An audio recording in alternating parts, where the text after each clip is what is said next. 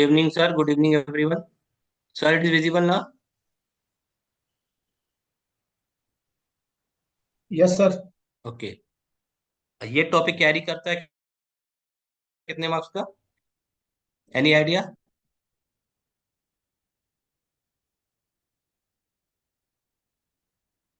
Any idea, sir?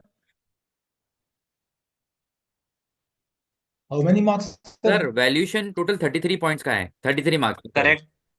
Correct. ये topic कितने marks का आता है? Sir near about 10 marks. Near about 10 marks, theoretical 10 marks. Case study will become then it may be a 12, मतलब round about 22 marks. Case study आता है तो 6 question वाली केस स्टडी आती है। इसमें से तो आएगी सर एक केस स्टडी जरूर। सर वो तो मतलब वैल्यूएशन से आती ही आती है। हम्म। एप्लीकेशन, वैल्यूएशन एप्लीकेशन से।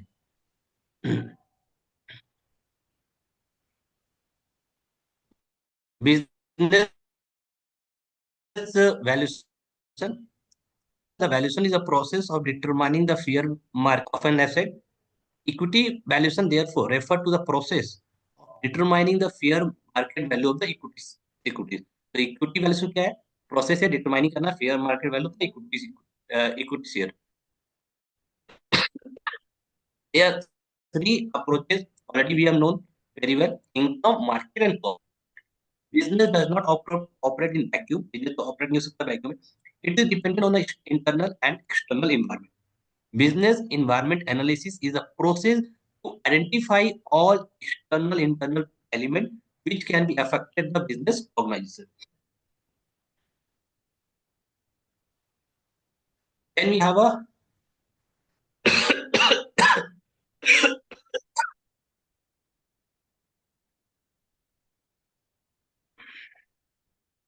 हाँ, अपने लोग कहाँ थे?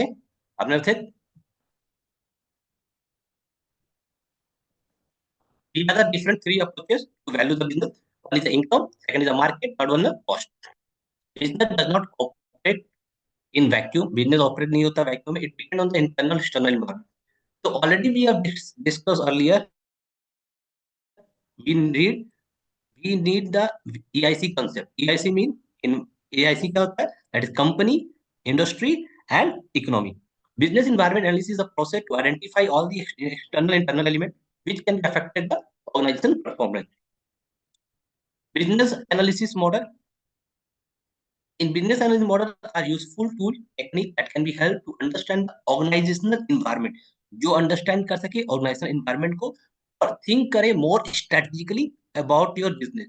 जब आप environment को analyze कर पाएंगे, 360 डिग्री या holistic approach apply कर पाएंगे, तभी अपने लोग business को analyze कर पाएंगे अच्छे से. Dozen of generic technique are available. बहुत सारे टेक्निक अवेलेबल है, but some come to the forefront more frequently than other do. तो कुछ ऐसा टेक्निक है जो हमेशा एग्जाम में पूछे जाते हैं और ये हमेशा आपको प्रैक्टिकल में भी यूज आएंगे। जैसे हो गया स्वैट, स्वैट analysis, स्वैट strength weakness opportunity threat analysis, pastel political economic social technological legal environmental analysis, porters 5 force model, then BCG matric and ji McKenzie matrix. तो एग्जाम में कि सर इसके किससे ज्यादातर क्वेश्चन आते हैं? You will get the question from स्वैट, pastel, porters, BCG. D McKinsey से question नहीं आते। डी मैकेंसी से कभी क्वेश्चन आया नहीं। सबसे ज्यादा इंपॉर्टेंट कौन सा है सर? सबसे ज्यादा इंपॉर्टेंट है पेस्टल, देन पोर्टर्स। पेस्टल और पोर्टर बहुत ज्यादा है, इवन बीसीजी भी इंपॉर्टेंट है।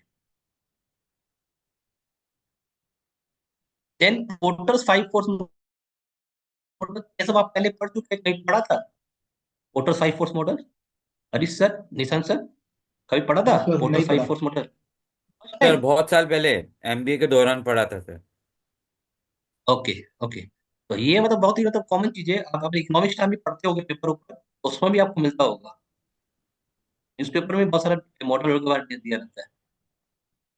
तो 5 फोर्स मॉडल में क्या फ्रेमवर्क में क्या चाहिए? The analyst assume that there is 5 relevant force that shape the industry competition. तो इंडस्ट्री कंपटीशन के लिए 5 फोर्स है। कौन कौन से 5 फोर्स है? New entrant, supplier, buyer, substitute, rivalry among the existing competitor. ये पांच पांच फोर्स है। तो सर ये 5 फोर्स को क्या करना है? ये पांचों फोर्स को याद करना है। एग्जाम में डायरेक्ट पूछता है, डायरेक्ट पूछेगा आपसे कि कौन सा 5 फोर्स मॉडल के अंदर कवर नहीं होता है। कवर होता नहीं पूछता है, कौन सा कवर नहीं होता है, उसमें से एक अलग से फोर्स डाल देगा, वो कवर नहीं होगा। जैसे new inherent, supplier, buyer, substitute and rivalry among the existing. तो न्यू इनहेरेंट पता ही है, how big is threat to see the new player. New player में घुसना बहुत ही आज के दिन मुश्किल है। सप्लायर बार्गेनिंग पावर होता है, बायर का भी सब बार्गेनिंग पावर है, सब्स्टिट्यूट अवेलेबल है हर प्रोडक्ट का। राइवलरी अमंग द कंपनी बहुत ही कंपिटिटिव है इन आवर इंडस्ट्री में। Then we move to the BCG matrix. जब सर जो आईजी का फुल फॉर्म क्या है वो समय आता था, बीसीजी का फुल फॉर्म क्या है, बोस्टन कंसल्टिंग ग्रुप। अभी नहीं पूछते हैं बोस्टन कंसल्टिंग ग्रुप क्या है, अभी पूछेंगे कि जो बीसीजी डेवलप कौन किया था। दैट इज ब्रूस हेंडरसन, नाम याद रखना, Bruce Henderson. According to this technique, business or product are classified as low or high performance depending on the market growth rate and relative market share.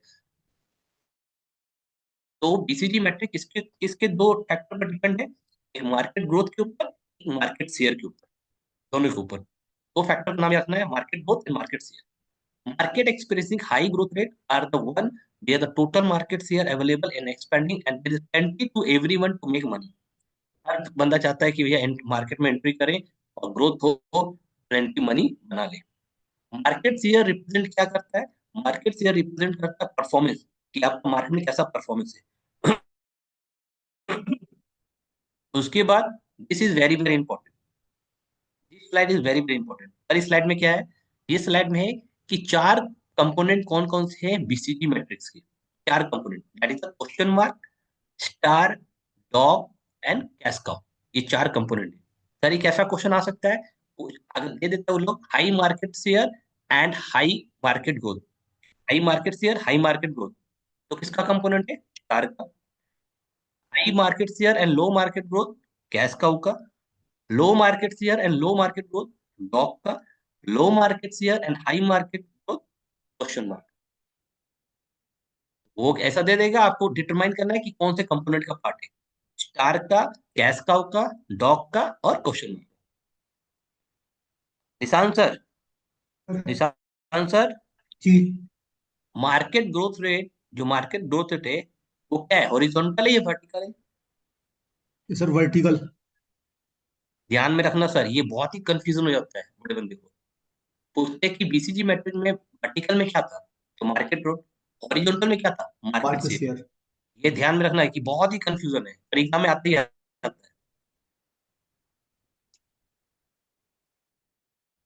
Then we have a question mark. Question mark को, एक question mark का एक और भी बहुत popular question है, that is a, question mark का दूसरा नाम क्या है, that is a problem children. दूसरा नाम है प्रॉब्लम चिल्ड्रन। तो प्रॉब्लम चिल्ड्रन किसका मार्क है, क्वेश्चन मार्क का। ऑलरेडी भी आप डिस्कस, क्वेश्चन मार्क में हाई ग्रोथ रहता है, लो मार्केट शेयर रहता है। स्टार, स्टार में ऑलरेडी भी आप डिस्कस, स्टार में हाई ग्रोथ रहता है, हाई मार्केट शेयर रहता है। Cash cow, cash cow already भी आप discuss, low growth, high market share, low growth low रहेगा, मार्केट शेयर हाई रहेगा। Dog, low growth, low market share. Then we come to the corporate life cycle. आपको समझना है, देखो exam में direct पूछता है, जैसे आपने अभी पूछा था ना कि हॉरिजॉन्टल वर्टिकल में क्या है, इसमें भी सेम से पूछता है, हॉरिजॉन्टल में क्या है, वर्टिकल में क्या है।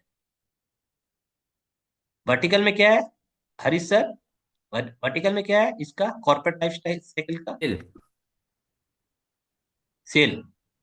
हॉरिजॉन्टल में है time. Time on time on market. Market. और और इसमें एक चीज और भी ध्यान रखना है, जो इसकी stage, stage in after introduction you will get the growth, after growth you will get the maturity, then we have a decline. तो वी हैव अ 4 स्टेज। हमेशा देखना जो भी लाइफ साइकिल होती है ना उसके 5 स्टेज होते हैं, यहाँ पर 4 स्टेज है total. We have a 4 stage, grow, introduction, growth, maturity, decline.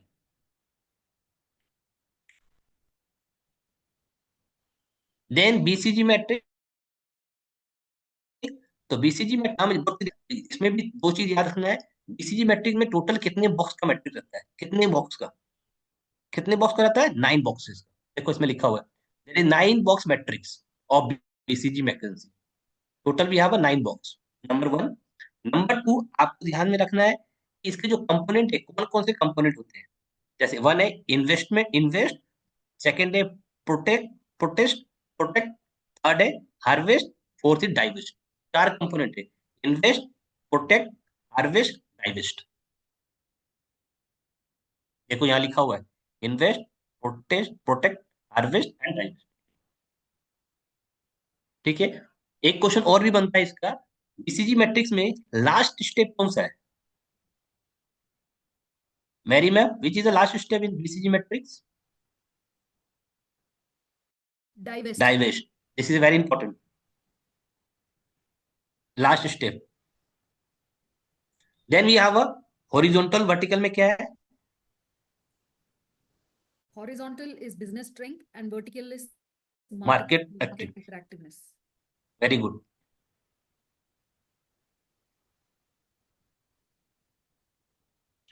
Then we have a approaches to valuation. What are different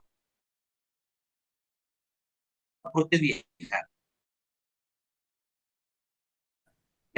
Already we have discussed, have a cost approach, income approach, and market approach. Cost approach that reflects the amount would be required currently to replace the service capacity of asset. That is generally we call current replacement cost. Second, income approach we know very well. We have to convert the our cash flow into future present value. Present value में convert करना है our cash flow को. Then we have a market approach. Market approach is a valuation approach that uses price and other relevant information that is generated by market transaction, and that should be involving identical or comparable.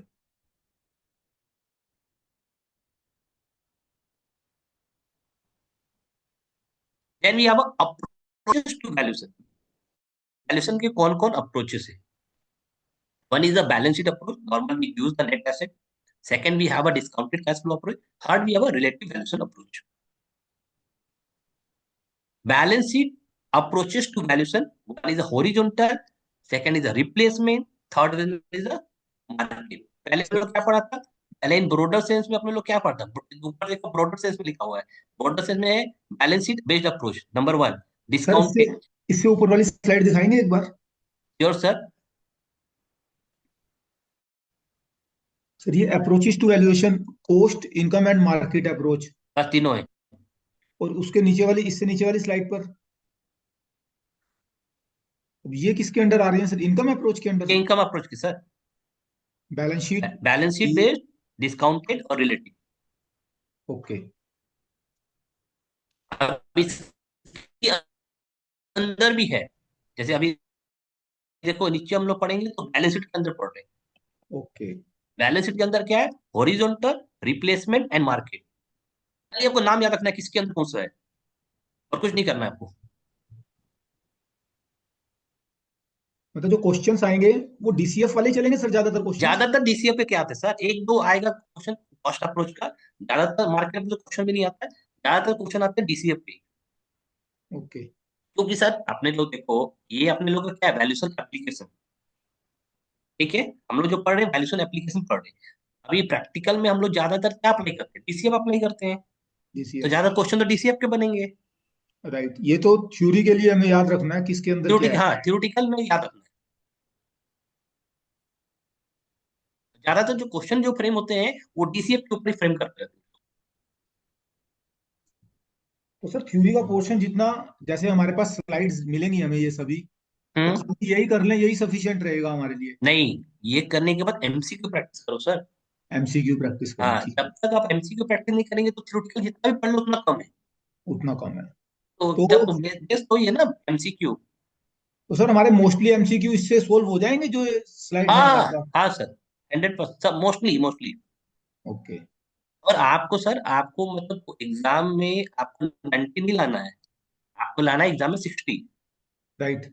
तो 60 बहुत easy way में आता है, क्योंकि जब तक आप 26 marks का कमांड नहीं कर पाओगे ना तब तक कुछ नहीं हो पाएगा। 26 मार्क्स में जब तक कमांड नहीं होगा ना तब कुछ नहीं कर पाओगे। तो आपको 26 मार्क्स में कमांड लाना ही पड़ेगा केस स्टडी में। अगर case study. 26 marks case study 26 में कमांड आ गया, जितना हम लोग डिस्कस करें उसमें चार छोटे छोटे न्यूमेरिकल आते हैं, छोटे छोटे, वन वन मार्क्स के, वन मार्क्स के चार न्यूमेरिकल आएंगे छोटे छोटे। तो समझ लो कितना हो गया, 26 4 30, आपको बचा कितना? 70। 70 में आपको स्कोर करना है 30 सर। मतलब एक कंसेप्चुअल आप करो ना कैलकुलेशन, तो बहुत इजी है। कंसेप्चुअली आपको कैलकुलेशन करना पड़ेगा। आप स्टडी नहीं छोड़ सकते, आपको छोड़ना पड़ेगा थ्योरेटिकली। क्वेश्चन आपको नहीं समझ आएंगे, उसको छोड़ना पड़ेगा। और सब क्वेश्चन अटेम्प्ट नहीं करने हैं। मैक्स टू मैक्स 70 72 तक जाना है, उससे ज्यादा जाना भी नहीं है। समझ आ गई? टोटल आपको 87 क्वेश्चन दिखेंगे, वहां 70 to 72 अटेम्प्ट करना है। निशांत सर समझ आ गई ना? Right sir. Historical cost approach assume the balance sheet with a historical number of asset and liabilities represent true value of the respective asset liability. The value of the business will be taken the net worth of the company. ये अपने लोग common चीज पता है। Then we have a basic assumption behind the historical approach. The business is not a going concern. All asset will be discharged. All liability will be discharged at the book value. Then market approach. Assume that the business is going to be liquidated and shall be sold at the market price and liabilities will be a settled. Then the value of the business will be taken as the market value of the asset net of liability. Market approach are also known as net realizable value. उसको दूसरा नाम क्या है? Net. Market price of the asset is also taken as net realizable value and liability are set net of any cash discount. Therefore, sometimes this approach is also known as net realizable value method.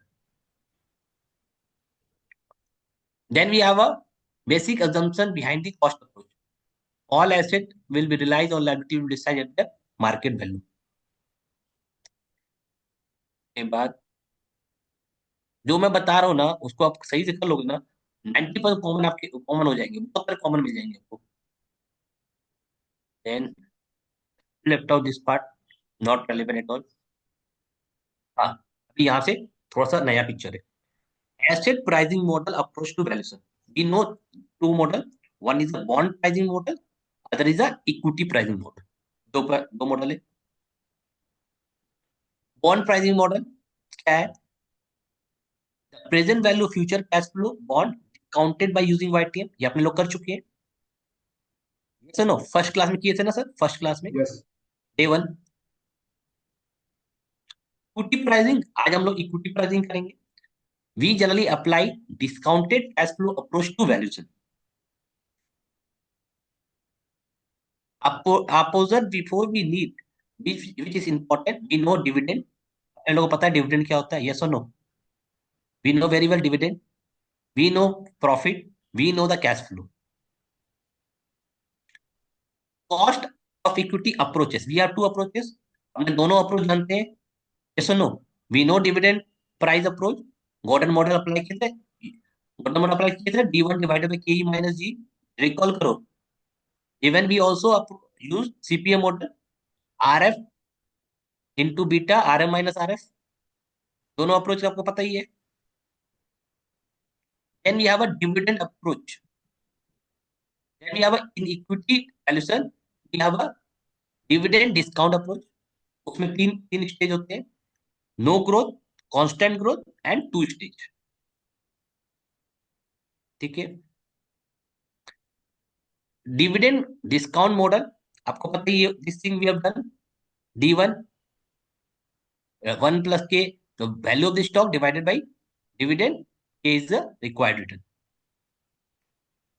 Dividend discount model, no growth model. In that case we use what we use, D by K. Sir ये जो तीनों जो model मैं दिखा रहा हूँ ना आपको, नो ग्रोथ वाला, या उसमें ऊपर मैं दिखाया हूँ ये डिविडेंड डिस्काउंट मॉडल, इसमें से क्या आ सकता है? इसमें से 1 मार्क्स का क्वेश्चन आता है, 1 मार्क्स न्यूमेरिकल बेस, 1 मार्क्स का मिलेगा आपको। You will get one question from numerical base. In that case you have to apply the formula. Simple formula apply करोगे, पुट करोगे, आपका आंसर आ जाएगा। बस ये फॉर्मूला आपको याद रखना पड़ेगा। ये है no growth. No growth model देखो, सिंपल दिया हुआ, दिया E1 दिया हुआ, के दिया हुआ है, आपको क्या करना है? 3 divided by 15%, you'll get the 20। It seem to be easy. Exam के सेंटर में क्या होता है, हम लोग बहुत कंफ्यूज हो जाते हैं। इतनी चीजें रहती है ना उसमें, हम लोग मिंगल हो जाते हैं। Then dividend discount model, constant growth is the D0 1 plus G divided by K minus G. This we generally use the Gordon model. ये यूज करते हैं ना हम लोग. D0 को मतलब हम लोग क्या लिखते हैं? D1 divided by Ke minus G.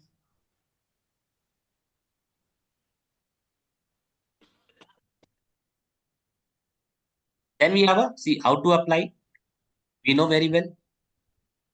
D1 A G already they have given. आपको ऑलरेडी दिया हुआ D1. अगर D1 बोलो या D0 1 plus G बोलो, both are same.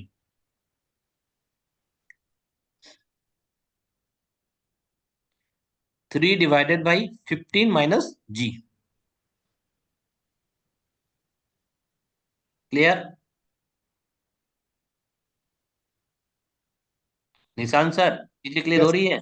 Yes yes. Sir,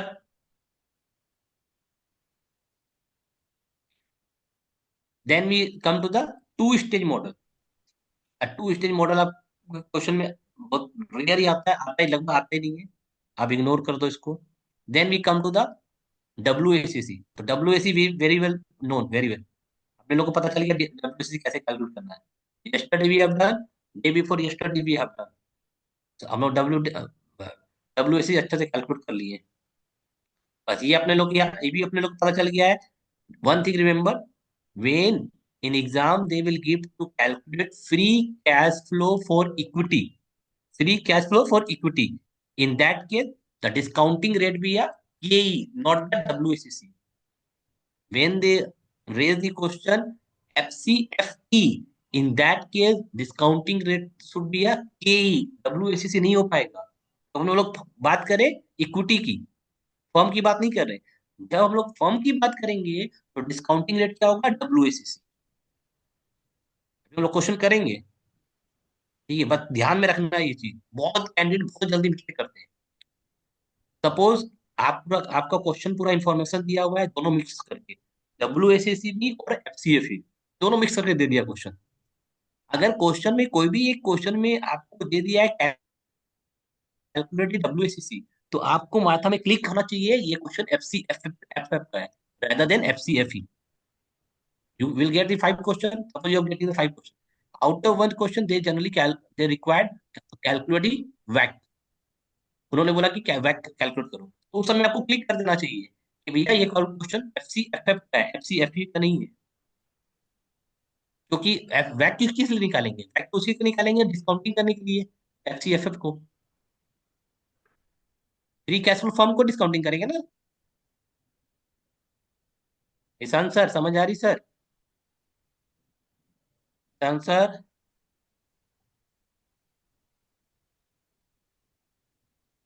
हाँ जी सर. समझ आ रही मैं क्या बताना चाह रहा हूँ? नहीं सर, दोबारा बता दीजिए, मैं वॉशरूम चला गया था. ओके. मैं बोला था सर FCFE, जब भी FCFE दिया है उसको डिस्काउंटिंग करना है KE से. जब भी दिया हो FCFF उसको डिस्काउंटिंग करेंगे WACC से. एग्जाम में अगर ऑप्शन दिया, क्वेश्चन कैलकुलेट कर देता है 3-4 क्वेश्चन, अगर उसमें से एक भी क्वेश्चन पूछा है WACC कैलकुलेट करने के लिए, तो आपको क्लिक करना चाहिए ये क्वेश्चन FCFF का है, FCFE का नहीं है. कि वो लोग क्या करते हैं, कंफ्यूज करने के लिए सारा इन्फॉर्मेशन डाल देते हैं. चीजें क्लियर हुई? यस और नो? ठीक है sir. Sir FCFF future cash flow for form. For firm. हाँ, फॉर्म में क्या आता है? दोनों चीज आती है ना, इक्विटी भी आता है, डिविडेंड भी आता है. That's why here we at that stage we use WACC WACC. because ये सब बेसिक चीज है सर. ये सब बेसिक चीज आपको क्लियर हो जाएंगी ना, तो इजी वे में एग्जाम क्लियर होता है. और इवन आप प्रैक्टिस भी करोगे तो इजी वे में प्रैक्टिस कर पाओगे, निकाल पाओगे. ठीक है जी. राइट. अभी देखो फ्री कैश फ्लो अप्रोचेस. तो we have two approaches. One is the equity valuation free cash flow approach. Is the philosophy of free cash flow approach is that whenever free cash flow are occurring, they will use either to pay dividend, या dividend को पे करेंगे. Equity के लिए है. Equity में क्या करते हैं, या डिविडेंड देते हैं या उसको री इन्वेस्ट करते हैं. यही करते हैं ना अपने लोग. अपने लोग क्या करते हैं, जब अपने लोग का लास्ट में जो आता है पाफेज, पाफेज में बात क्या करते हैं? या उसमें दो पार्ट होता है। अगर आपने प्रॉफिट निकाल दिया, profit divided by number of share, अपने लोग क्या निकलता है, EPS, earning per share.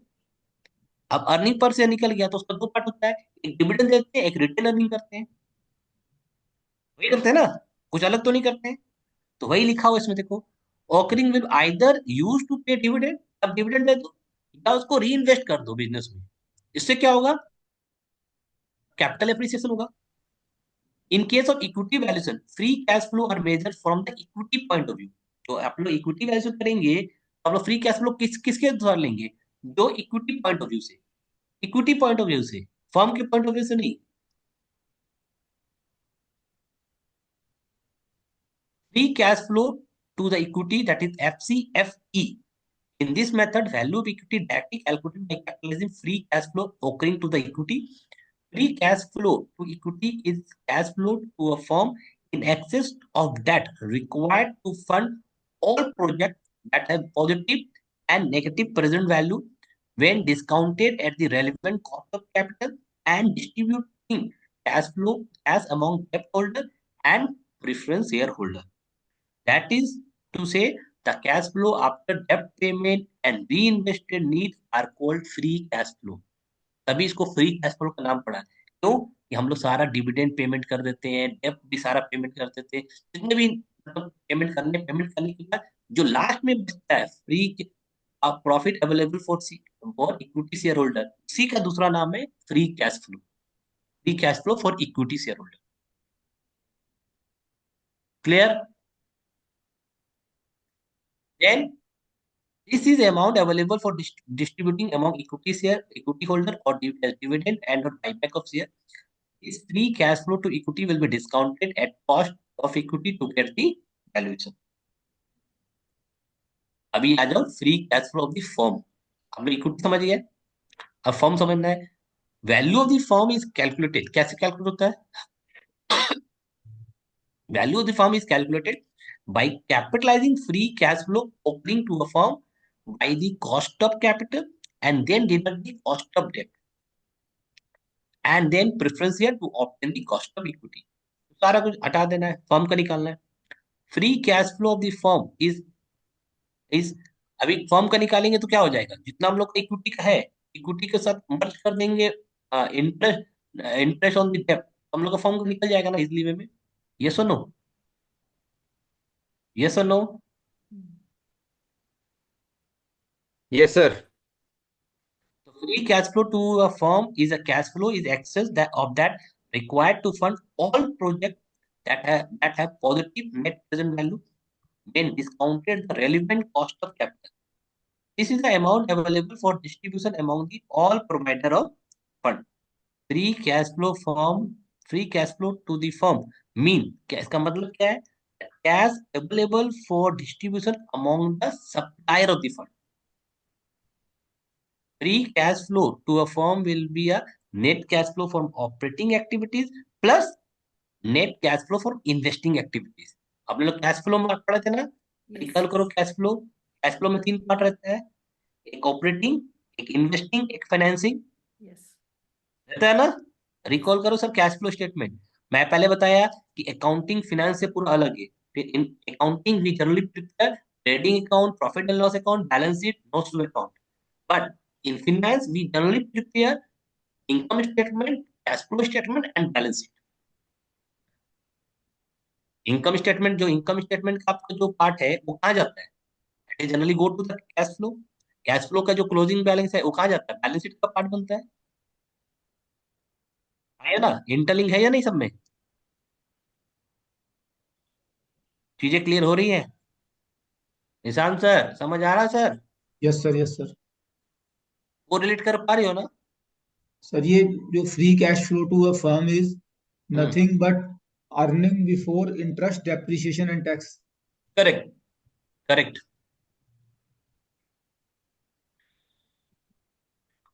Then come to the CPM model. तो सीपीएम अपने लोग अच्छे से पता है सीपीएम क्या होता है, पर अभी मैं एक बार आप लोग एक चीज बताना चाहता हूँ। ये वाला जो लाइन है ना, दो लाइन, ये ध्यान में रखना। In other word, CPM formally describe the risk required return trade off. Risk required return trade off ये कौन बताता है? सीपीएम। Number one. दूसरा, याद रखना which one is the diversifiable risk, which one is the non diversifiable. This is very important. Non diversifiable मतलब systematic risk, डाइवर्सिबल मतलब unsystematic risk. डाइवर्सिबल हमेशा अनसिस्टमेटिक रिस्क है।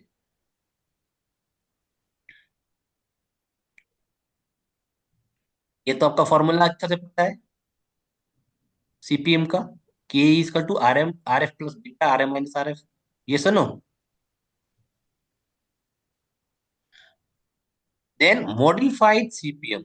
सर इसमें से कैसा क्वेश्चन आएगा इन दिस? रेगुलर बेस में वो लोग चेक करते हैं, रेगुलर बेस में क्वेश्चन देते हैं फॉर 1 मार्क्स ओनली, खाली 1 मार्क्स का। वो लोग क्या करेंगे, आपको रिस्क फ्री दे देंगे,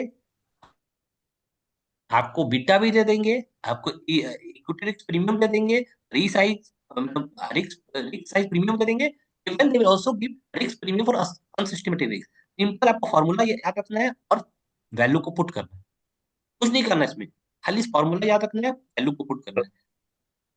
this is give generally give they for 1 marks. Yes sir. Sir ये दोबारा बताएंगे, मॉडिफाइड कैपिटल एसेट प्राइस में? मॉडिफाइड का क्या है सर, वो लोग कुछ नहीं करेंगे, वो लोग पूछेंगे मॉडिफाइड सीपीएम निकालना है। वो लोग क्या करेंगे, ये जो इन्फॉर्मेशन जो है ना, ये इन्फॉर्मेशन, सारा इन्फॉर्मेशन आपको दिया रहेगा, आपको ये फॉर्मूला ध्यान में रहेगा तो आप फॉर्मूला पुट करोगे, आप आंसर निकालो। खाली 1 मार्क्स का आता है, 1 मार्क्स के लिए। ये फॉर्मूला कैसे बना सर इसमें मॉडिफाइड में?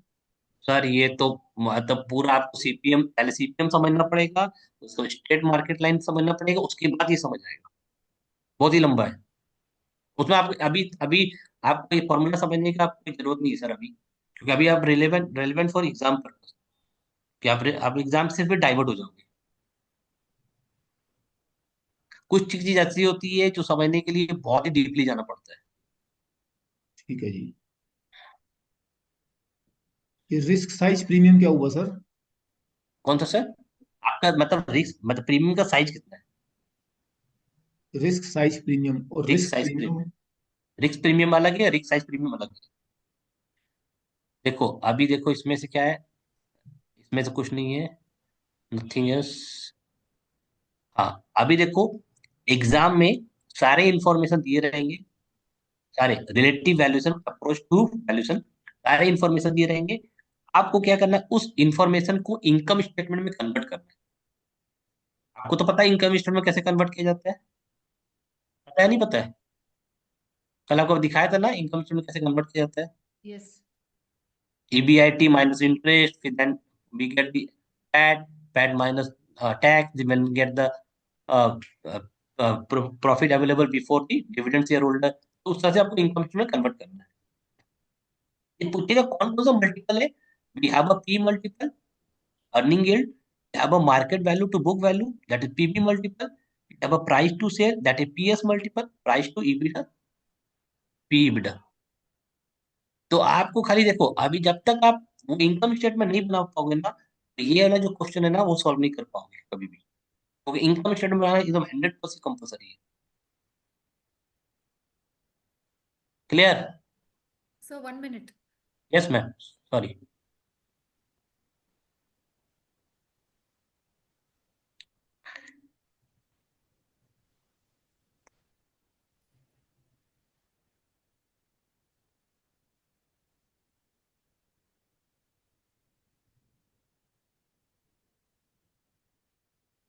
Okay, sir.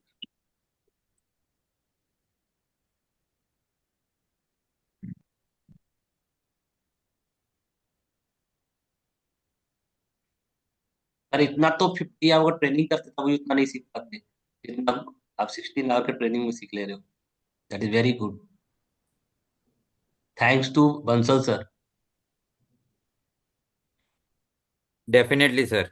सच्ची बोल रहा हूँ मैं, इतना 50, मैं तो 50 आवर ट्रेनिंग करता हूँ ना, उसमें इतना बारीकी से नहीं बता सकता, ये एकदम बारीकी बारीकी से आपको मिल रहा है पूरा। Then we come to the calculate the P ratio. तो कभी कभी क्या होता है ना एग्जाम में आपका नॉलेज चेक करने के लिए कि आपका कितना नॉलेज है, फिर इसमें भी सेम कहानी है। सेम कहानी क्या है, पहले सारा इंफॉर्मेशन दे देंगे, इंफॉर्मेशन देने के बाद आपको ईपीएस निकालना है, इनकम स्टेटमेंट बनाना है, फिर ईपीएस निकालना है, ईपीएस निकालने के बाद फिर आपको पी रेशियो कैलकुलेट करना है। मतलब in this case we have to calculate two thing, EPS भी कैलकुलेट करना है, इवन पी रेशियो भी कैलकुलेट करना है। पहले तो ईपीएस कैलकुलेट करना पड़ेगा इनकम स्टेटमेंट बनाने के बाद, उसके बाद ही पी रेशियो निकाल पाओगे। पी रेशियो कैसे निकालना है, मार्केट प्राइस पर share divided by earning per share. अब जब तक आप इनकम स्टेटमेंट बनाओगे नहीं तो पी रेशियो ईपीएस निकलेगा नहीं। सर इनकम स्टेटमेंट की प्रैक्टिस के लिए क्या कर सकते हैं?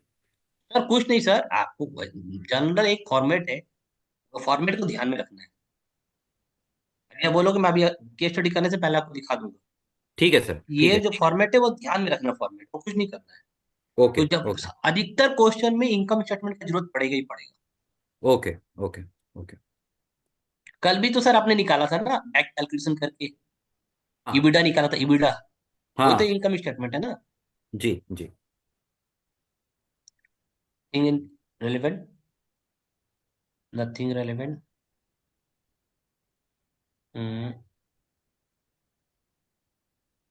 एक इसमें क्वेश्चन आता है, फॉर्मूला। ये वैल्यूएशन एडजस्टमेंट्स क्या हुई सर? सर वैल्यू कौन सी सर? ये वैल्यूएशन एडजस्ट ये एडजस्टमेंट करना पड़ता है, ये इसके ऊपर इस प्रोबेबिलिटी को लेके इसके इस ऊपर। चल रहा है ये वैल्यूएशन एडजस्टमेंट्स। हाँ वो कोई कोई जरूरत नहीं, खाली वैल्यूएशन एडजस्टमेंट है। आपको एक चीज याद रखना है, डीलॉप और डीलॉम का फॉर्मूला, डीलॉप और डीलॉम का फॉर्मूला याद रखना। ये क्या चीज, इसको बताएंगे सर थोड़ा सा, क्योंकि सर डीलॉप होता है discount for lack of control, DLOC होता है, डीलॉम होता है discounted for lack of marketability. फिर मैं एमसीक्यू करवाऊंगा, उसका सारा कुछ मिलेगा।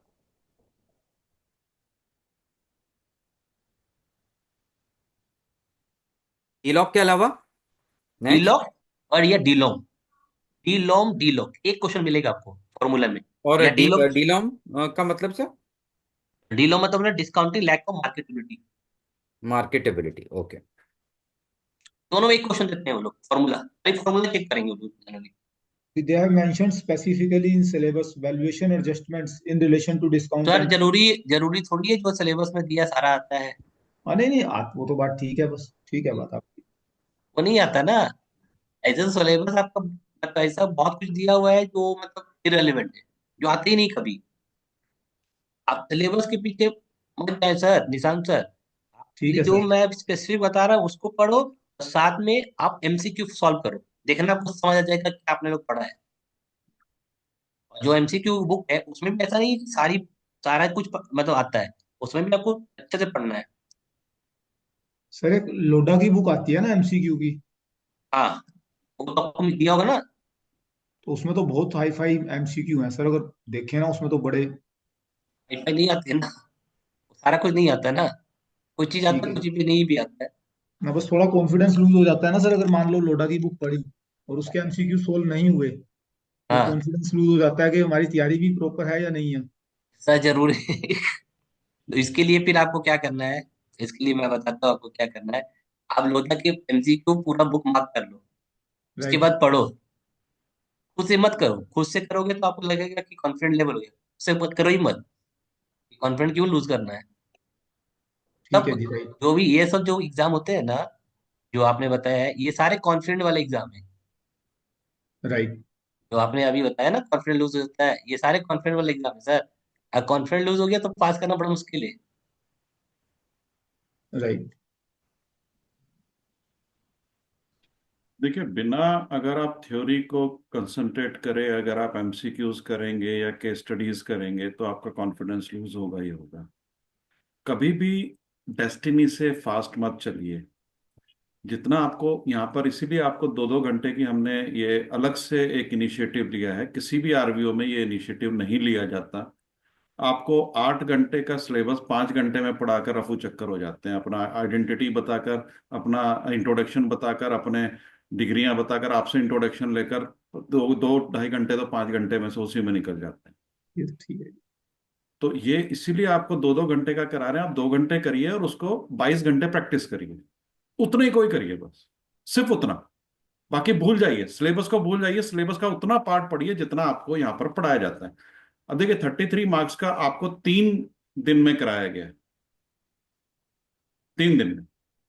और ये आपको वहां पर 1 घंटे में करा दिया जाएगा फटाफट। और आपको नाम भी नहीं पता चलेगा टॉपिक्स में क्या है। तो इसीलिए आपको ये एक्स्ट्रा टाइम दिया जा रहा है कि आप एक एक टॉपिक करके सिर्फ उसी टॉपिक से रिलेटेड आप एमसीक्यू सॉल्व करिए। आपको जो बुक आप बता रहे हैं वो ऑलरेडी आपके फोल्डर में एडेड है, ओके। वो आपके फोल्डर में ऐड की हुई है। उसके अलावा भी 500 किताबें हैं, बहुत छोटी छोटी किताबें, 2-2 हजार पेज की, बहुत छोटी छोटी है। तो अगर आप वो पढ़ना शुरू करेंगे तो मेरे ख्याल 2045-46 तक तो शायद हम सोच पाएंगे एग्जाम देने की। तो हमने पंचवर्षीय योजना नहीं बनानी, हमने 5 दिन के अंदर एग्जाम देना है, विद इन 5 डेज। अगर नहीं क्रैक करता तो विद इन 21 डेज। और देखिए कभी कभी ऐसा देखने में आता है, बिल्कुल धोती छाप आदमी पास हो जाता है, जो बिल्कुल टाई शाई लगा के बैठा होता है वो फेल हो जाता है। क्यों? क्योंकि कॉन्फिडेंस लेवल, आपको अंदर जाते वक्त कॉन्फिडेंस लेवल अपना टॉप पर रखना, चाहे आपको कुछ आता है नहीं आता। अगर आपको एग्जाम आता है तब भी आप 1 घंटे में कर लेंगे, नहीं आता तो आधे घंटे में कर लेंगे, इससे ज्यादा कुछ नहीं होने वाला। क्या होगा? ज्यादा ज्यादा 5,000 रुपए जाएंगे। लेकिन अगर आप कॉन्फिडेंस लूज करके जाएंगे तो 5,000 100% जाएंगे। कभी कभी क्या होता है, कॉन्फिडेंस में ही आप ऑप्शन देखिए, 4 ऑप्शन है, 4 में से 2 तो आपको पता है कि नहीं है। इतना तो आपको अपने ऊपर कॉन्फिडेंस होना ही चाहिए। 4 में से 2 तो होंगे ही नहीं, वो तो 100% पता है कि ये बिल्कुल ही बेवकूफी वाला आंसर है। बाकी जो 2 है उनमें से आपको कॉन्फिडेंस में से ढूंढना है कौन सा है। कभी कभी आपका किस्मत अच्छी होती है, थोड़ा तेल तूल चढ़ाकर, मत्था मुत्था टेक कर, थोड़ा मंदिर मंदिर में थोड़ा प्रसाद चढ़ाकर जाइए, थोड़ा बड़े बुजुर्गों से थोड़ा आशीर्वाद लेकर जाइए, गुप्ता जी को सवेरे सवेरे फोन करके उनका ब्लेसिंग लीजिए, तो 100% पास होंगे। ये मेरी गारंटी है। अगर आप 5 दिन के अंदर पेपर देंगे तो 100% श्योर पास होंगे। जितना लेट होंगे उतना रिस्क बढ़ता चला जाएगा। ठीक है, यस मुझे सर, पता प्लीज है। कंटिन्यू। क्यों गुप्ता सर, मैं ठीक सही है। बोल रहा हूँ ना sir?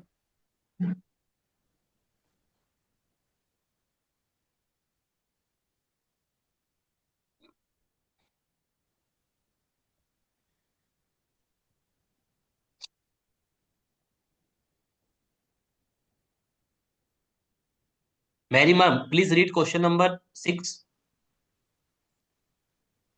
Environment is within the control of the business. Internal, external, micro, macro. Internal. Very good. Second one. Environment is beyond the control of business. Internal, external, micro, macro. External. External. देखो इस type के question आते हैं exam में, अब expect करो कि इस टाइप के क्वेश्चन भी आते हैं एग्जाम में, तो आप आराम से क्लियर कर पा रहे हैं। Yes, sir. Come to question number 10. Dash entails process of perspective follow-up and in-depth analysis of environmental trends, forecasting, assessment, scanning, monitoring.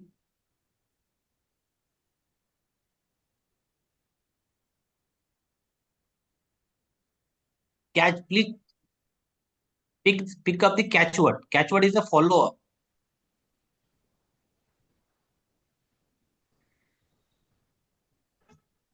Monitoring. Correct. Very good.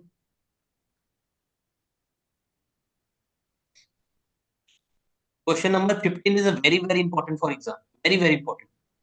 Macro environment is also called as general environment, operating environment, economic environment, and internal environment. General environment. No. Economic Economic? environment. Economic. Sir macro is a brother term. Broader है ना, micro मतलब अपन अपना national income की बात करते हैं ना, उसमें जीडीपी की राइट। बात करते हैं, तो राइट। इकोनॉमिक का पार्ट हुआ ना। अच्छा। सर थोड़ा सा आपको लॉजिक लगाना पड़ेगा, कहीं कहीं लॉजिक भी अप्लाई हो जाता है थोड़ा सा।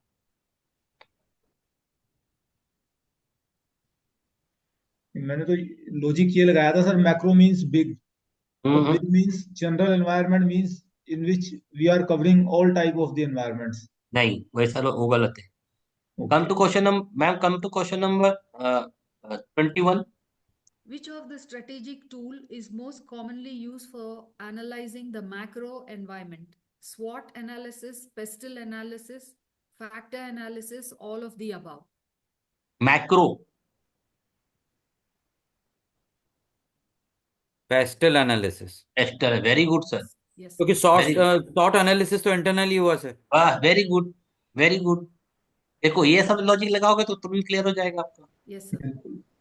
पिस्टल का full form, come to page number question number 22.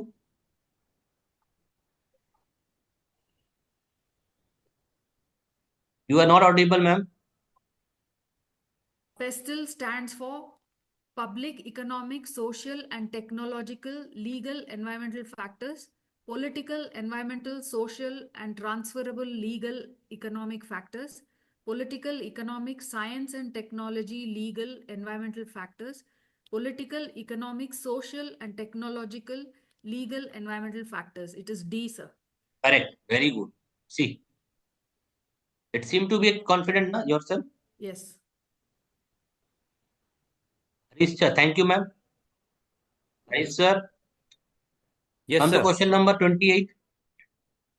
Micro environment is also called general environment, economic environment, operating environment, political environment. Micro की Operating बात, operating, Operating very good. environment. yes. देखो, आप पहले पढ़ चुके हैं या फर्स्ट टाइम पढ़ रहे हो? हरीश नहीं सर, सर, थोड़ा बहुत आइडिया है। बस देखो, ये थोड़ा आइडिया ही ना मतलब क्लियर करा देगा वो तुरंत।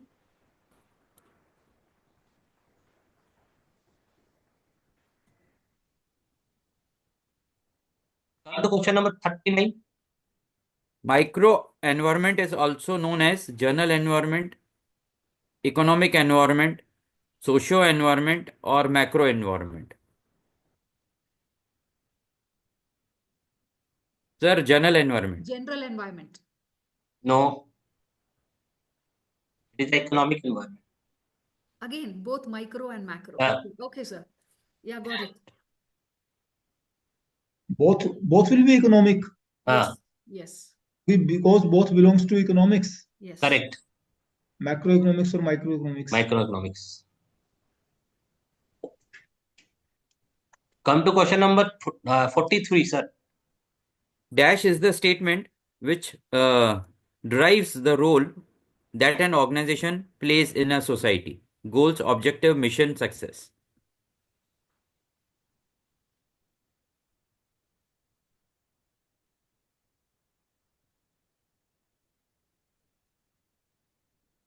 Sir, objective, नहीं, Goals. no, mission. I said it first, sir. mission. Okay, okay. Sorry. Then you had become confident yourself. Then come to question number 49. Which of the strategic tools is most commonly used for the strategic analysis? Porter's five forces analysis, SWOT analysis, chain value analysis, all of the above.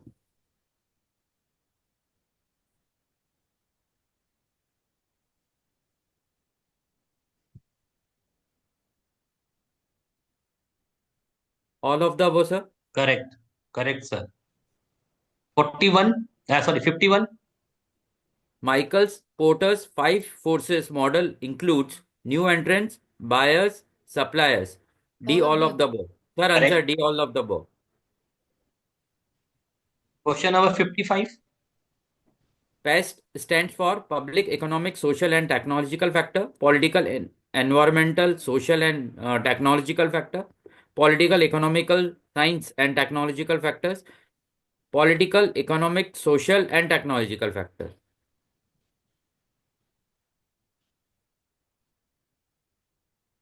A and D are the same, sir.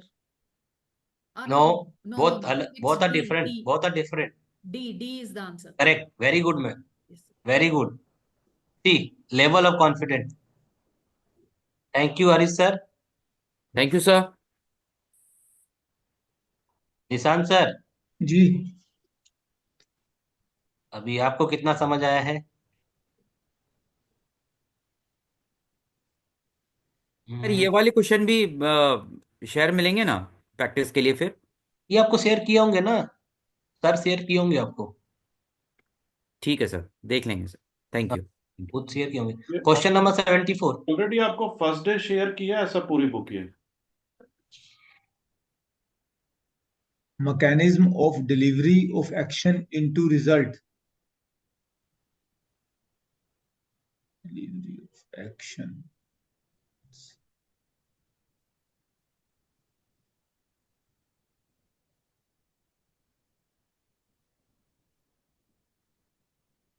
Strategy.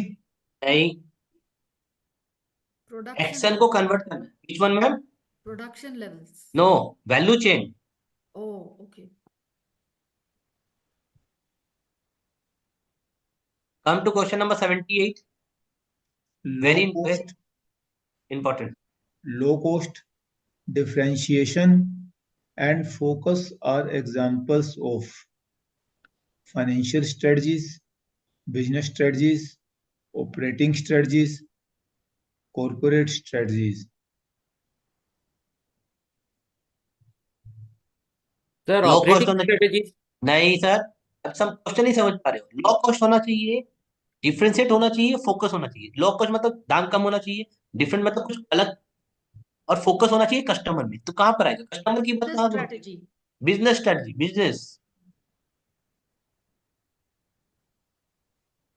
थोड़ा सा अपना ये लगा दोगे ना तुरंत। देखो मैं आपको बता रहा था ना, एलिस्टर का क्वेश्चन आता था, बीसीजी का फुल फॉर्म क्या आता है? अभी नहीं आता है, अभी नहीं आता है।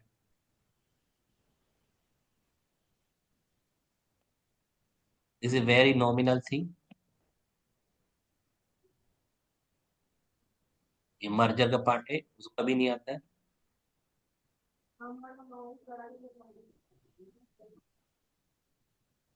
ये तो सारा कहाँ से अब सीखोगे? जब अपन लोग पढ़ेंगे 103, तो सारा इसमें हो जाएगा 103 में।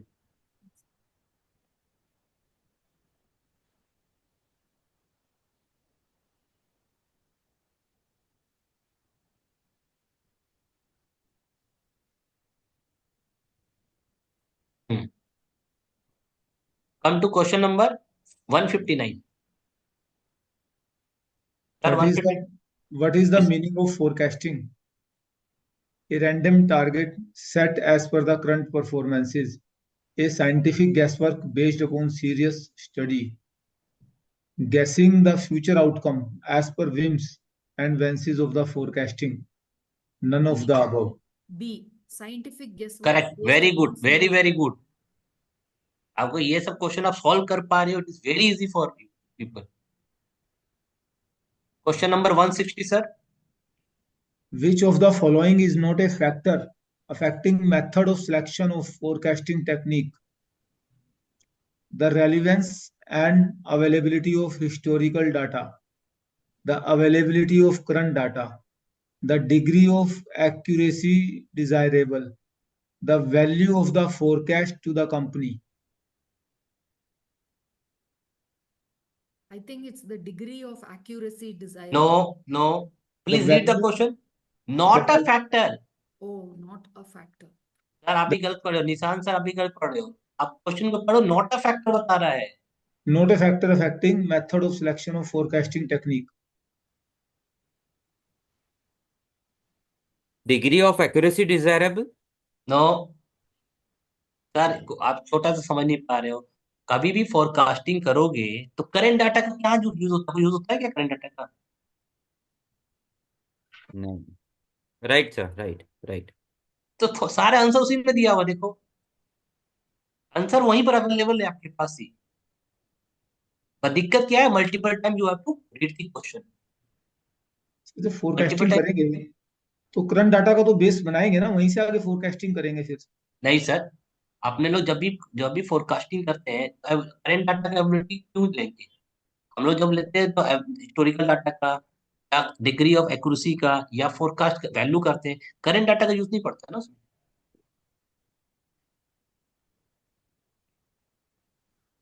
That's all.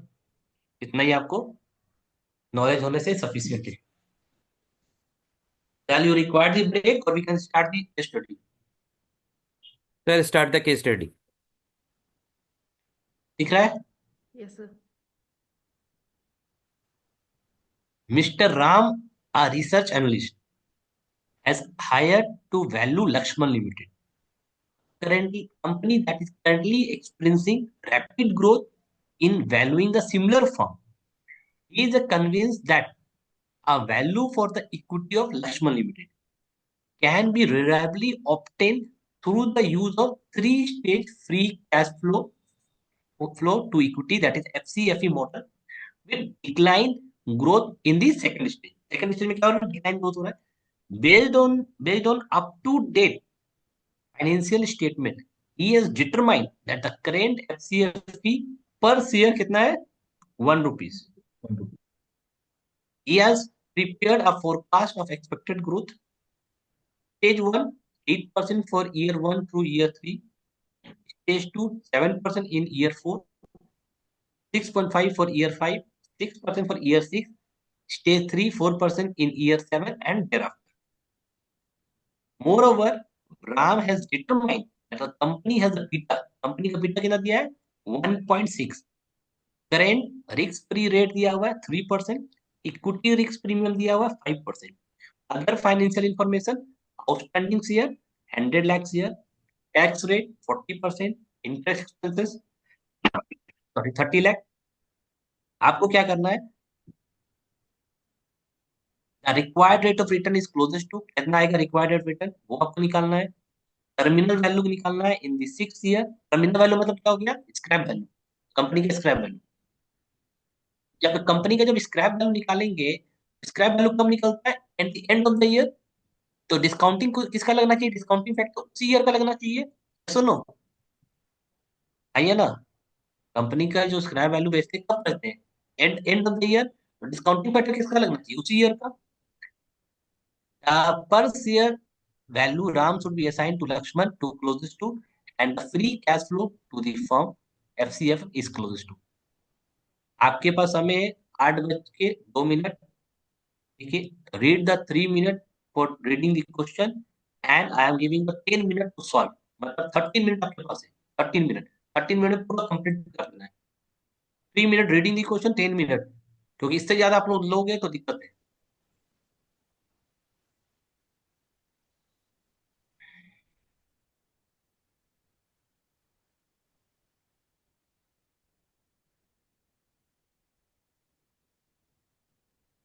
Sir One is first first one is answer P. 11%. 11%, very good. Fourth answer sir 118. Oh very good sir, very good, FCFF. Very good sir, very good. Thank you sir. बाकी नहीं समझ में आ रहा sir. Okay, और 2 minute wait करते हैं. Yes madam, Mary ma'am. Sir, I got 6.2 KE. No no no no, you have done anywhere mistake ma'am. I use the formula K is equal to RF plus beta into Hmm. RM minus RF. Correct. So RF is 3%, beta is 1.6, RM is 5. So it is 5% no, minus और 3%. Already they given ना equity risk premium, that is RM minus RF. Oh, already they given ना RM minus RF, equity risk premium mean RM minus RF. okay, okay.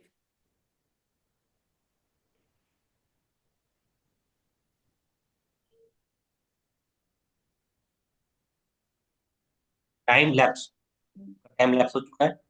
आओ sir, अभी discuss करते हैं. अपने लोग के पास दिया हुआ है ईयर, सुनो कितना दिया हुआ है ईयर, 1 2 3 4 5 6 एंड 7 7 दिया years. हुआ है, ये सुनो Yeah, yeah. Yes. दिया हुआ ना. तो मैंने क्या बोला था, जब अपने लोग टर्मिनल वैल्यू निकालेंगे, then will get the discounted rate of, कौन सा ईयर का लेंगे, लास्ट ईयर में निकालते हैं टर्मिनल वैल्यू स्क्रैप. तो हम लोग कौन सा ईयर का डिस्काउंटेड लेंगे, 6 ईयर का. मैंने बताया था ना आपको, ये सुनो निशांत सर, यस ठीक सर. है. Yes sir. बताया था. अपने लोग यहाँ पर क्या कर सकते हैं, n-1 कर सकते हैं, 7 - 1 कर देंगे तो 6 आ जाएगा. यहाँ पर भी 6 कर देंगे. कोई दिक्कत है, कोई दिक्कत है, 6 की है तो कोई दिक्कत है नहीं सर, नहीं ना. कैसे? यार मैं बताया जा, मैं क्या बताया था, लास्ट ईयर में अपने लोग टर्मिनल वैल्यू का कैलकुलेशन करते हैं लास्ट ईयर. तो अपने लोग ईयर एंड में बेचते हैं, स्क्रैप जो भी होगा ईयर एंड में होगा, होगा नहीं होगा. तो अगर अपने लोग ईयर एंड का स्क्रैप करें तो हम लोग 6 ईयर का डिस्काउंट फैक्टर ले रहे हैं. तो मैं 6 ईयर का डिस्काउंट फैक्टर ले रहा हूँ, तो मैंने यहाँ क्या कर दिया, अलग से एक कॉलम बना दिया, n-1 कर दिया. तो यहाँ पर जब कैलकुलेशन करेंगे तो डिस्काउंट फैक्टर इसका आएगा, 6 ईयर का ही आएगा. आया ना. लेकिन सर वो 6th ईयर का तो हमने ऊपर ले ही लिया ना. हाँ ऊपर ले लिया है, तो आपने तो टर्मिनल तो अलग कॉलम से बनाएंगे ना, तो टर्मिनल वैल्यू जब भी निकालते हैं ना सर, उसमें गॉर्डन मॉडल अप्लाई करते हैं, तो ऊपर में हम लोग गॉर्डन मॉडल अप्लाई नहीं कर पाएंगे ना। ओके। टर्मिनल वैल्यू जब भी हम लोग करेंगे ना, तो उसमें गॉर्डन मॉडल अप्लाई करेंगे, तभी मैं अलग से लेता हूँ कॉलम। ठीक है, अभी देखो, अभी अपने लोग के पास क्या है सर, कितना है परसेंटेज, ग्रोथ परसेंटेज कितना है? 8. 8%, very good. Second year we have 8 year, third year we have 8 year, yes or no? Yes. Fourth year we have 7.5, the 7%, sorry. Sixth year we have a 6.5%, yes or no? Yes. Sixth year we have a 6%, and 6%. 7 year we have a 4%. Clear?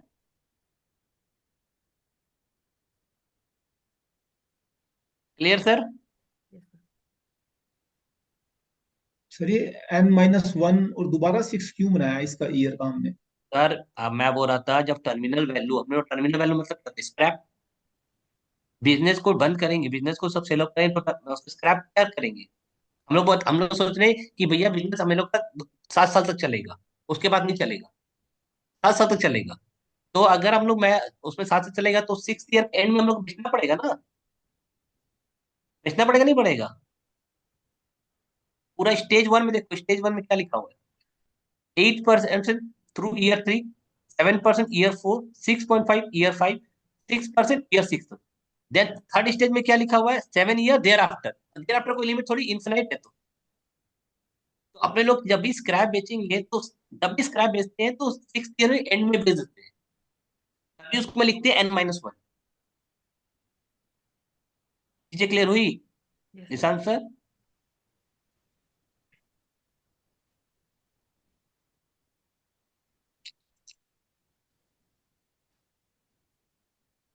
Mary ma'am, it is clear ना?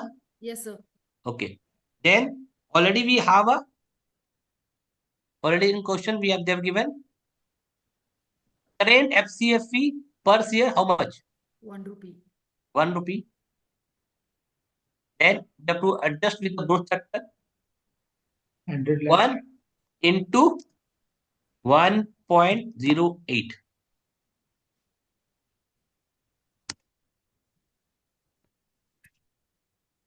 ₹1 था, ₹1 से हम लोग 8% का growth हुआ है, तो हम लोग ऐसे लिख सकते हैं 1 into 1.08, लिख सकते नहीं लिख सकते? उसके बाद सेकंड में देखो, सॉरी सेकेंड ईयर में देखो,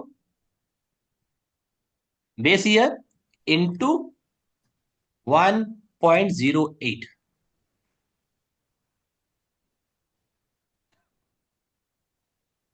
got it?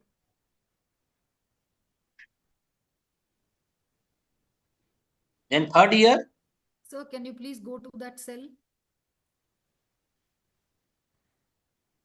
D20. Base year. earlier is 1.08, Yes. then multiply for 1.08, then we'll get the 1.1664. Okay.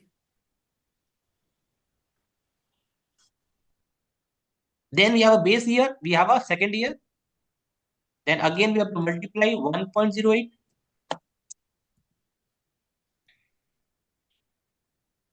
then we have a base year third year, we have to multiply 1.07, then we have a base year into 1.065, clear now? Yes, sir. Then we have a base year into 1.06, then we have a 1.04. Clear this much?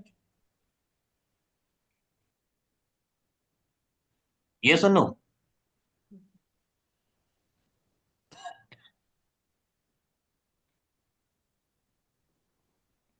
Then always remember, when in the terminal year we will apply the Gordon model. Which model? Gordon model. See, already we have taken the growth rate. Simple, what we have to do?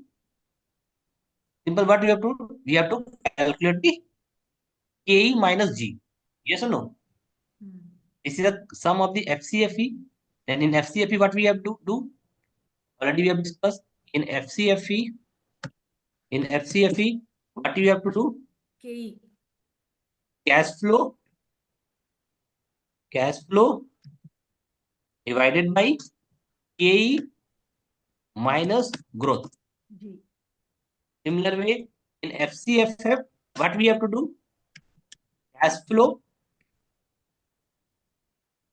divided by WACC minus G. Yes or no? यही करते हैं ना अपने लोग, यही करते हैं. Yes or no? Yes, sir. Then Yes, sir. तो पहले अपने लोग क्वेश्चन नंबर 1 में क्या दिया हुआ है? The required rate of return to be closest. तो रिक्वायर्ड रेट ऑफ रिटर्न निकलना है, तो कितना निकलेगा required rate of return? Already they are given the how much?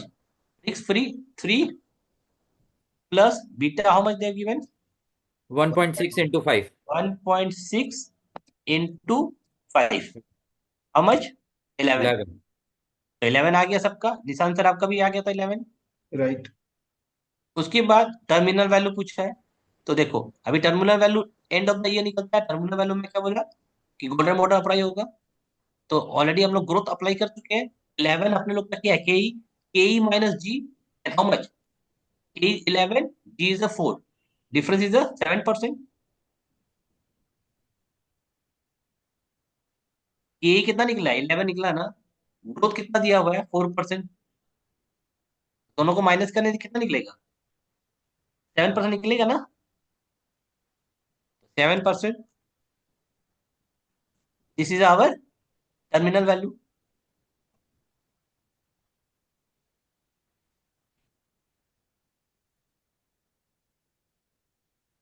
Yes or no? Mary ma'am, it is clear now? No. Your voice is not audible. Please explain the last part. See, last part, we have calculated what we require for Gordon model. So see, when you calculate the terminal value, what we have to apply? Cash flow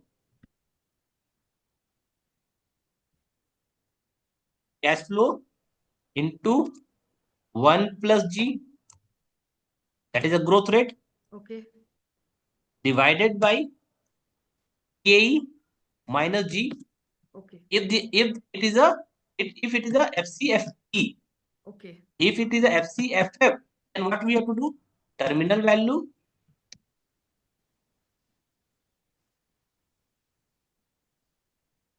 instead of KE, we have to do the WACC. WACC. Yeah. Then similar way, already we have done that Yes. growth rate 1.04.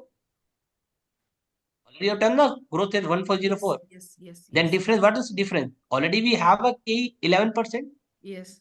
growth rate 4% minus, then we'll get 7%. Yes. Then that is applied. Okay. Very simple, na?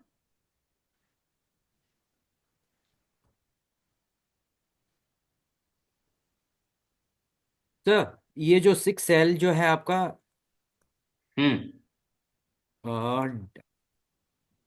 D25,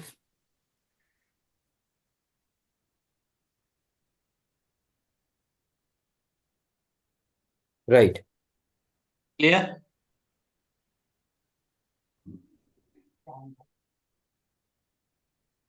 Clear, sir?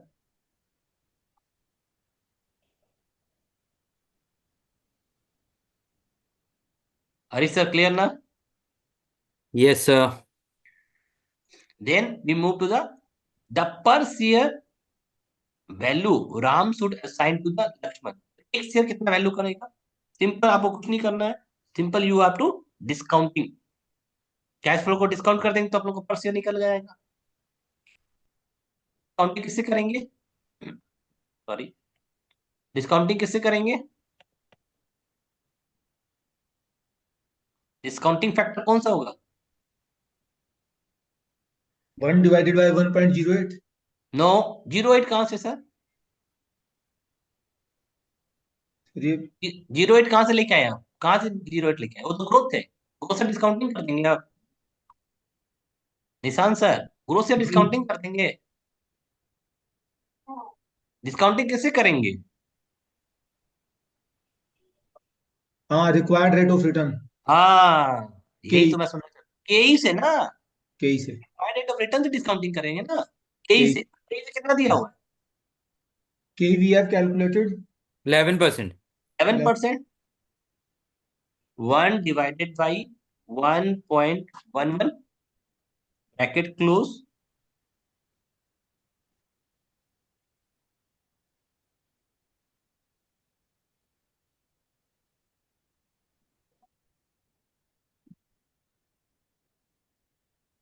ठीक है, enter. Discounting factor निकल गया। Simple, you have to put the discounting factor, multiply with the discounting factor,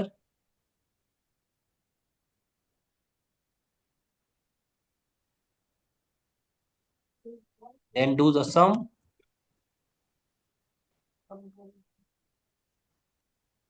Then you will get the answer.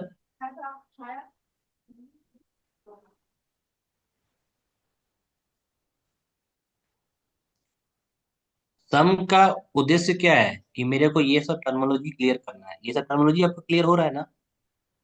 देखो sir, ये सब terminology जो लिखा है वो क्लियर हुआ है नहीं हुआ है? आपको ये सब चीज समझ आ रही है जो मैं लिख रहा हूँ? Harish sir, Nishant sir, Mary ma'am. Sir आपकी वॉइस ऑडिबल नहीं है। हरीश सर आपकी वॉइस ऑडिबल नहीं है। हाँ ये सर। सर ये राइट। सब क्लियर हो रहा है ना सारा? जी जी जी। हाँ, इसी के ये सम का लॉजिक है ये सब क्लियर होना। मेरे को सर ये लास्ट वाला जो हमने किया ना, उसमें थोड़ा वो डाउट आ रहा है। कौन सा बताओ? ये वाला, दैट इज, ये जो हमने कैलकुलेशन करी कौन सा कैलकुलेशन? इसकी पर शेयर वैल्यू। हाँ, तो पर से एक शेयर की वैल्यू निकालनी है ना, तो डिस्काउंटिंग फैक्टर लगाओ तभी ना शेयर की वैल्यू निकलेगी। हाँ। कैश फ्लो दिया हुआ है, डिस्काउंटिंग तभी ना शेयर की वैल्यू निकलेगी, आज की वैल्यू कितनी है। Right right right right. ठीक है सर, ठीक है sir. Now we have a free cash flow firm. Firm का फ्री कैश फ्लो बोला है, तो इक्विटी कितना दिया हुआ है? इक्विटी का कितना दिया हुआ है sir? 100 lakh 100 lakh, very good. 100 lakh कैसे निकला? 1 रुपए दाम में, और नंबर ऑफ आउटस्टैंडिंग कितना, नंबर आउटस्टैंडिंग शेयर कितना है? 100। 100। ये निकला है ना? हाँ। अब उसमें क्या ऐड कर देंगे अपने लोग? Interest sir, interest interest. Interest, into 1 - tax. Correct, very good. Into tax rate कितना दिया है? 40%। Only right the 60%, simple. हाँ हाँ। तो अपने लोग आ जाएगा 18 लाख। यहाँ पर हम लोग 100 लाख, 100 लाख लिख देते direct. Hmm, we will sum up. Hmm.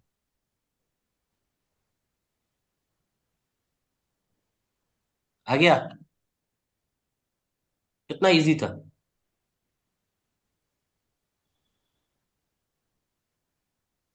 Feel कर रहे हो इजी है? निशांत सर, इजी है जी ना? सर, ये 118 लाख जो हमें free cash flow for equity they have given, हाँ। That is after tax. Hmm. तो इक्विटी का दिया हुआ है, अब फर्म का निकालना है, तो फर्म में डेप्थ जोड़ोगे तभी ना फर्म का निकलेगा। डेप्थ का पार्ट जोड़ोगे तभी ना, आफ्टर टैक्स करके। Explain once again, sir.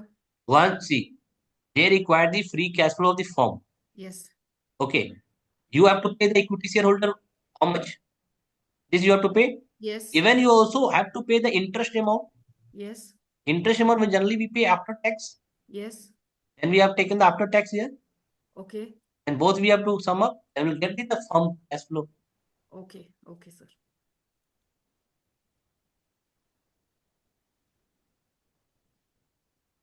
अपने लोग वैसे भी पढ़ लिए थे कि फर्म का क्या पीछे पढ़े थे ना, इन्वेस्टिंग प्लस ऑपरेटिंग वाला, थियोरटिकल में पढ़े थे ना। Sir free cash flow to the firm, firm firm का फ्री कैश फ्लो कितना होगा, ऑपरेटिंग प्लस क्या, investing. Sir free cash flow to the firm, इसमें हाँ, हम सारा का सारा टैक्स नहीं रिड्यूस करेंगे क्या, जितने टैक्स लाइबिलिटी बनेगी कंपनी की? कितने टैक्स लायबिलिटी बनेगी? इक्विटी शेयर होल्डर को टैक्स टैक्स के बाद मिलता है क्या? इक्विटी शेयर होल्डर को तो टैक्स, उसमें टैक्स का मतलब होता है कि हम लोग इंटरेस्ट देने के बाद ही टैक्स माइनस करते हैं ना। नहीं नहीं, जो इक्विटी शेयर होल्डर के लिए अवेलेबल रहेगा, हाँ, हमें उसमें से टैक्स नहीं घटाना है। उसमें क्यों घटाएंगे सर? इनकम स्टेटमेंट जब बनाते हो, आप इक्विटी शेयर होल्डर में टैक्स माइनस करते हो। पाफेस जो आता है अपने लोग का, उसमें इंटरेस्ट टैक्स माइनस करते हो आप। तभी तो इक्विटी शेयर होल्डर के लिए अवेलेबल रहेगा ना, जितना पैसा टैक्स रिड्यूस करने के बाद ही। सर वो तो क्या टैक्स रिड्यूस करने के बाद बचता है इक्विटी शेयर होल्डर को ना। हाँ जी, हाँ जी। वो तो इक्विटी शेयर होल्डर कब देते हो, सारा कुछ देने के बाद देते हो ना। तो आप यहाँ पर इक्विटी शेयर होल्डर दे दिया, कैसे टैक्स दोगे उसमें? नहीं सर, जो air it is given that rupee one sir पर यहाँ पर क्या शेयर। दिया हुआ है, ₹1 दिया हुआ है। क्या ₹1 क्या है? Free cash flow for equity, मतलब पाफेस। कल पाफेस पढ़ा था ना, पाफेस। क्या कल चीज सर? पाफेस पढ़ा था ना, पाफेस। सर ये पढ़ा था ना कल, ईबीआईटी पढ़ा था कल। ईबीआईटी से माइनस किए थे इंटरेस्ट, उससे क्या आया था, अर्निंग बिफोर टैक्स आया था। उससे माइनस किए थे क्या, टैक्स माइनस किए थे, उससे क्या आया था हम लोग को, अर्निंग आफ्टर टैक्स आया था। उससे अपने लोग प्रेफरेंस या डिविडेंड माइनस किए थे, प्रेफरेंस या dividend. Then we get the, उसके बाद क्या निकला था, प्रॉफिट। ये निकला था ना, ये निकला था ना sir. Yes, yes. Then profit, ये प्रॉफिट जो है ना, ये प्रॉफिट क्या है, ये प्रॉफिट है FCFE। अब इस प्रॉफिट को कितने टैक्स कहां से दोगे सर आप, कितने टैक्स माइनस करोगे निशान सर? जी सर। फिर से माइनस करोगे टैक्स। ये टैक्स माइनस हो क्या है ना आपके पास।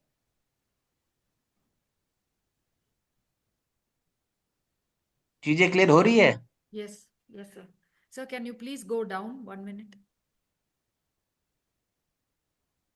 Yeah, just 1 minute.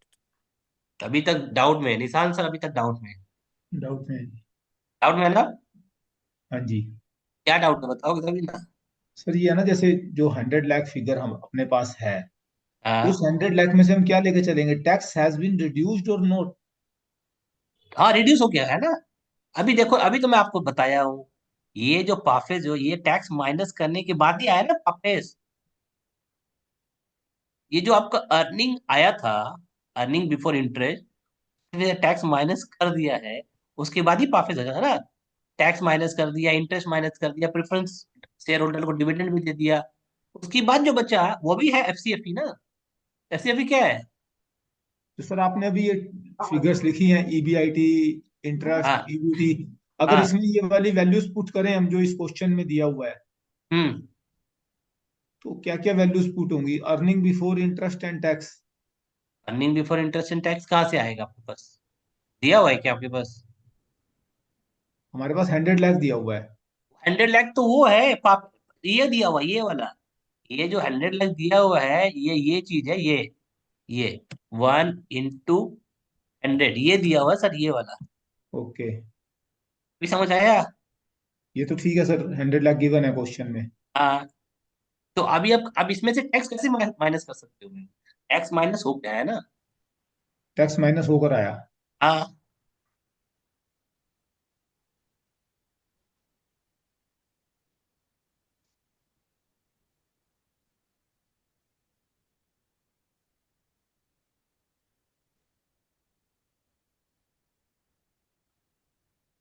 डाउट है तो बोलो मेरे को।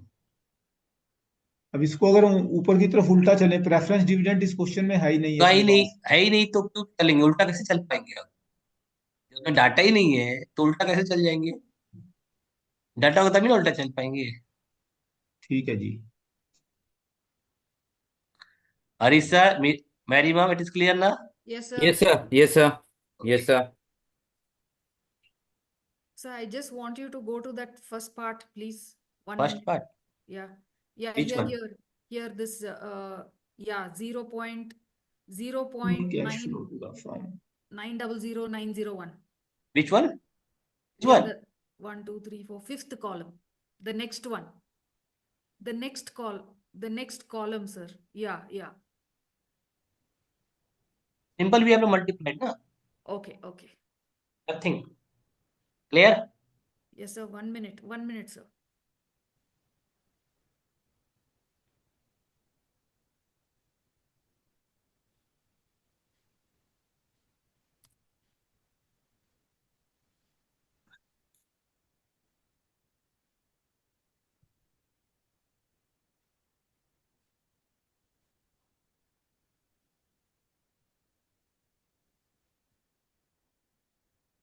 सर जो मेरा अंडरस्टैंडिंग हो रही है, हम्म इसके अंदर ये 100 लाख है अपने पास पाविश हम्म काफिश, हम्म दैट इज ओके।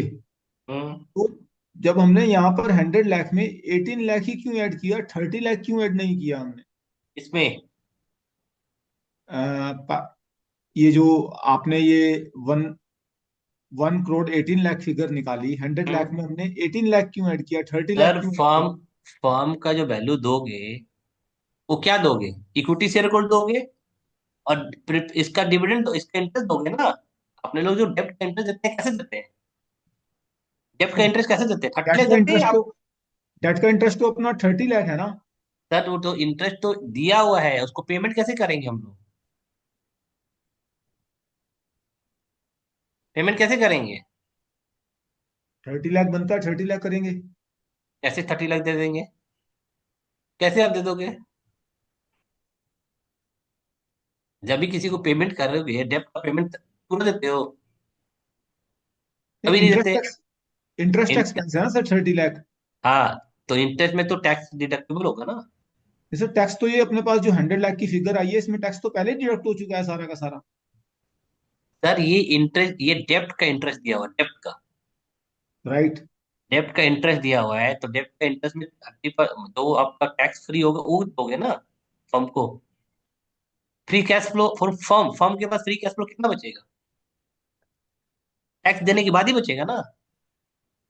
ये तो जो 100 लाख की फिगर अपने को गिवन है क्वेश्चन में। अभी अभी आप बोलोगे कि सर 30 लाख भी आप फर्म का वैल्यू बचा है, तो मेरे पास 1,30,000 हो गया, फिर उसमें तो, उसमें टैक्स देना नहीं पड़ेगा। सर टैक्स जो तो देना पड़ेगा। मेरा क्वेश्चन ये है, जो 100 लाख की फिगर दी हुई है, हाँ। उसमें से टैक्स हमने डिडक्ट किया या नहीं किया?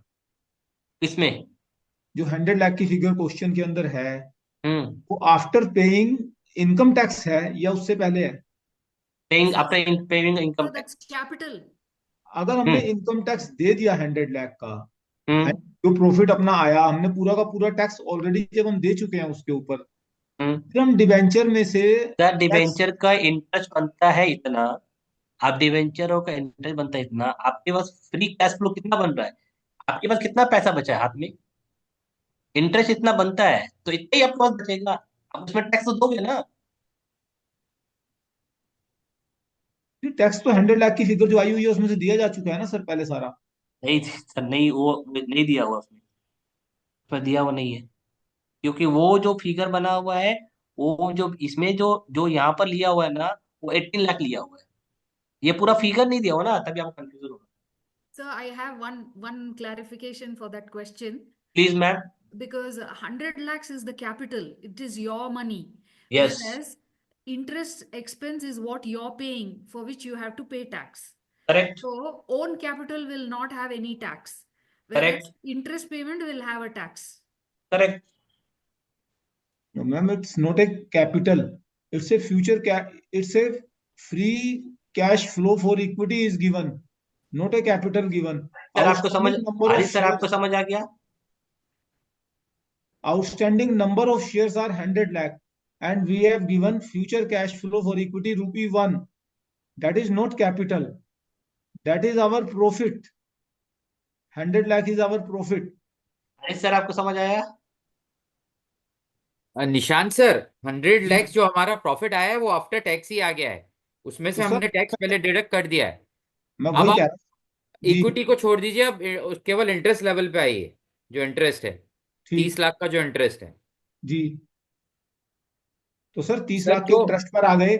हम एक बार तो पूरा टैक्स दे चुके, फिर उसके बाद हमने 12 लाख और घटा दिए free cash flow to firm को करने के लिए।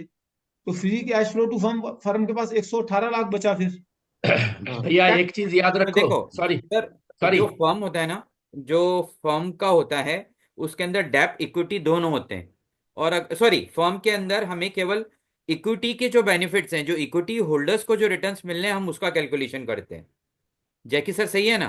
करेक्ट। नहीं, और फर्म बीडी के फर्म गुप्ता, का अंदर। BD sir, Gupta firm sir का को करना होता है। क्लेरिफिकेशन देना है। BD sir Gupta firm. Sir, please sir. हाँ, एक एक चीज आप लोगों ने याद रखी है। यहाँ पे पहला वर्ड दिया हुआ है FCFF, मतलब free cash, FCFE, free cash flow of equity. तो हम लोगों जो 100 करोड़ का बात कर रहे हैं, with reference to equity only, we have not considering the डेप्ट। अब जब आप FCFF में जाएंगे, तब आपको डेप्ट को कंसिडर करने पड़ेगा। और डेप्ट जो दिया हुआ है, या इसमें जो इंटरेस्ट दिया हुआ है, उसमें जो टैक्स होगा वो सेपरेटली आपको देने पड़ेगा। क्योंकि इक्विटी में आपने जो टैक्स दिया है, जैसा आप अगर EBIT का फॉर्मूला देखते आएंगे, तो वहां पर आप देखेंगे कि वहां पे पैट जो दिया हुआ है, या EAT जो दिया हुआ है, इनकम जो आफ्टर जो टैक्स होता है, उसमें FCFF का बात कर रहे हैं। अगर FCFF का सवाल मैथमेटिक्स उतार रहे हैं, तो वहां पे इंटरेस्ट फॉर डेप्ट is not being calculated. But when you are calculating for FCFF, at that time interest for debt is to be calculated and to be added with the FCFF. Nishant sir clear हुआ? नहीं हुआ sir. फिर भी हम अब और again again समझा रहे हैं। यहाँ पे दो पार्ट है, एक एक इक्विटी और एक है डेप्ट। अब पहले आप बोल रहे हैं कि 1 रुपया हमारा FCFF है, free cash flow equals to इतना, नहीं कहा गया। हाँ, एक हमने पहला क्वेश्चन में बोला है free cash flow to equity हमारा 1 रुपया है भैया, बिल्कुल। बोला ना। तो हमने बिल्कुल किसका बात किया? हमने इक्विटी की बात किया, हमने डेप्ट का बात किया नहीं किया? लेकिन आपका जो जो फंड होता है, जो जो फैक्ट्री का, या जो फाइनेंस, जो फर्म का जो फंड होता है, उसमें दो पार्ट है। एक है इक्विटी, जिसमें आपको कोई इंटरेस्ट नहीं लगता है। एक चीज याद रखिए, इक्विटी में आपका ऑपरेटिंग प्रॉफिट्स में से इंटरेस्ट निकलता है, लेकिन इक्विटी में आपने इक्विटी का जो इनकम होगा, उसमें आपको सेपरेट टैक्स होगा, और आपका डेप्ट का जो ये होगा, उसमें सेपरेट टैक्स होगा। थोड़ा क्लियर कर सर सके सर?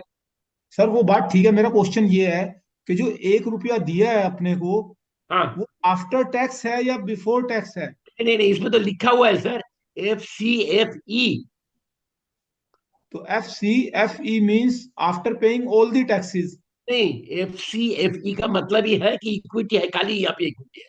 ई का मतलब है इक्विटी। हाँ राइट। इक्विटी का मतलब तो फिर टैक्स उसमें से दे दिया ना हमने।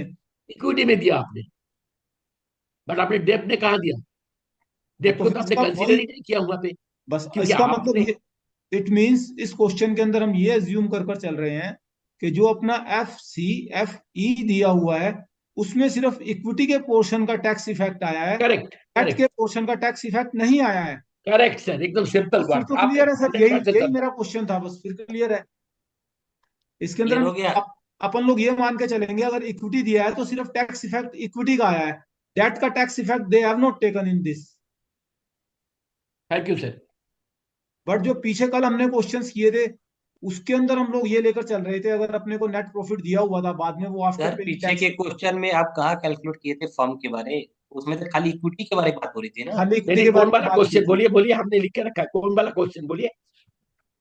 नहीं, आपके लिखकर तो पास नहीं लिखा रखा हुआ तो बोलिए। इस समय लिखकर तो नहीं रखा, पर वहां पर सिर्फ फर्म इक्विटी के बारे में बात थी।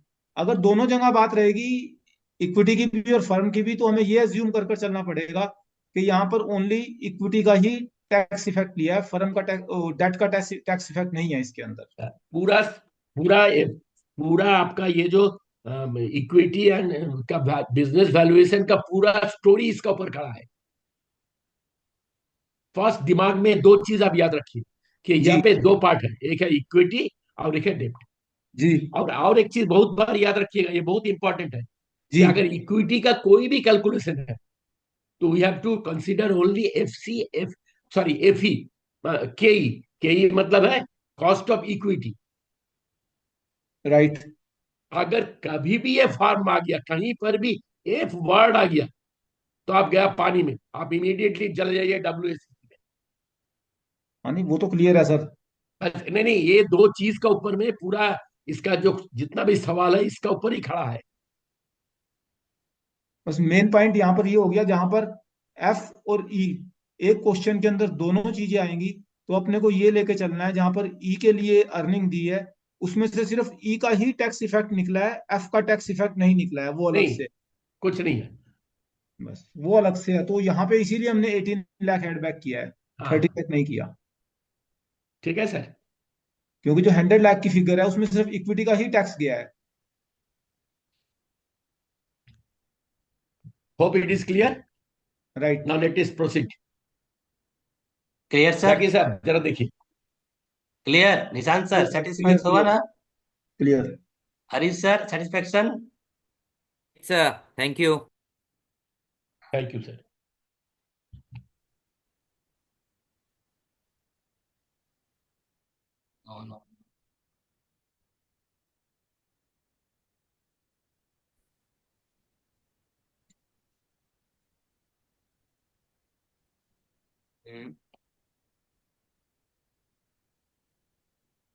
Next sum is related to this sum is related to the FCFF. Okay. देखो ये सम में क्या है, FCF is given how much? 10 rupees. Growth rate आपका दे दिया है, कितना दे दिया है? 1 to 5 10%। 6 year they are given 6%। Beta they are given, FD rate they are given, government bond rate they are given 7%। Earning risk premium 6%। Market price they are given how much? 150. 150। Their outstanding share, tax rate, interest rate। तो already अपने लोग का क्या है, growth year कितना दिया है? 1 to 6 दिया हुआ है, 1 to 6। यस और नो? यस। तो एन मतलब टर्मिनल वैल्यू निकालना, टर्मिनल वैल्यू n-1 करते हैं। टर्मिनल यहाँ पर 5 लिख लिए। उसके बाद देखो ग्रोथ परसेंटेज कितना दिया हुआ है? 10%, 10%, 10%, 10% एंड 6%। क्लियर? उसके बाद इसमें सबसे बड़ा क्या है ना, आपको सबसे पहले क्या निकालना पड़ेगा यहाँ पर? आपका क्वेश्चन क्या क्या पूछा है? आपका क्वेश्चन देखो, वैक। जब भी क्वेश्चन में वैक का सवाल आ जाएगा ना, in that time you must click that ये सम है FCFF का। देखो यहाँ पर FCF ही दिया हुआ है, यहाँ पर देखो FCF ही दिया हुआ है, और यहाँ पर क्या दिया हुआ? वैक। तो वैक मतलब आपका सवाल किसका है? FCFF का। क्लियर? क्लियर। तो ये जो अपने लोग का जो कैश फ्लो जो आएगा, वो किससे टानेंगे कैश फ्लो? जब हम लोग ये कैश फ्लो टाने थे, पिछला बार जो कैश फ्लो टाने थे, किससे टाने थे? FCFE से टाने थे, है ना? इस कैश फ्लो आप लोग टाने थे, किससे टाने थे? 1 into 1.08 किए थे। AE. 1.1 into 1 यहाँ पर दिया होता ना, यहाँ पर क्या है? FCFE पर शेयर 1 रुपीज दिया होता ना। तो इसे कैश फ्लो किससे टाने थे हम लोग? FCFE से। देन यहाँ पर जो है, यहाँ पर कैश फ्लो किससे टानेंगे? FCFF से। CFF. FCFF से। Correct, very good. तो पहले तो आपका क्या ड्यूटी रहेगा? FCFF निकालने का, है ना? Yeah. First you have to calculate the FCFF। तो FCFF कैसे निकलेगा? आपने अभी सवाल Cash वही था। flow divided by WACC minus G. नो, FCFF, simple FCFF, how to calculate? Outstanding share 100 lakh and FCFE ₹10 पर शेयर 1000 आ जाएगा सर, पहले तो। पहले तो फिर 1000 आ जाएगा, फिर फिर उसके उसके बाद बाद इंटरेस्ट इंटरेस्ट इंटरेस्ट। एक्सपेंस है। हाँ इंटरेस्ट एक्सपेंस टैक्स न्यूट्रल कर कर 3 करोड़ इंटू 60%, हाँ, कितना दैट आएगा? Will be added back. कितना आएगा? 100 लाख इंटू 1.8 CR। कितना आएगा? 1.8 CR। 1 180। पॉइंट 180। 180। 1.18 कितना आएगा? नहीं नहीं सर, नहीं नहीं, इतना नहीं, इतना नहीं 11.8 आएगा आएगा। सर। 100 लाख तो गिवन ही है, 100 लाख इंटू 10 1000 लाख। 1.8 सर, 1.8। 1.8? नहीं नहीं, 1.8 नहीं आएगा सर, ज्यादा आएगा। देखो 11.8 आएगा, 11.18 आएगा ना, 11.8 सर। कैसे 11.8 है, आपको समझ नहीं आया? आपको दिखा रहा हूँ। देखो आपका यहाँ पर डायरेक्ट आप करो ना, आपका कितना दिया हुआ है? और कितना दिया हुआ है? एफसीएफसी एफसीएफ कितना दिया हुआ है? तो सर 10 एफसीएफ पर शेयर, 10 पर पर शेयर शेयर और 100 lakhs। कितना दिया हुआ है? 2.8 2.8। किस चीज कैसे 2.8 रहेगा सर? आपका दिया हुआ कितना, वो पहले देखो ना, एफसीएफ कितना दिया हुआ है? ऐसी FE 10 rupees correct. per share देखो into आप, outstanding share 100 sir lakh। FCF दिया निकालना है तो कितना दिया हुआ है? इक्विटी का कितना, कितना दिया हुआ है इक्विटी पोर्शन? 10 इंटू कितना है? 10 इंटू 100, 100 कितना आएगा? 1000। 1.18। 100 लाख, एक दो तीन, कितना आ गया? हाँ, उसके बाद इंटरेस्ट कितना दिया हुआ है? 3 करोड़।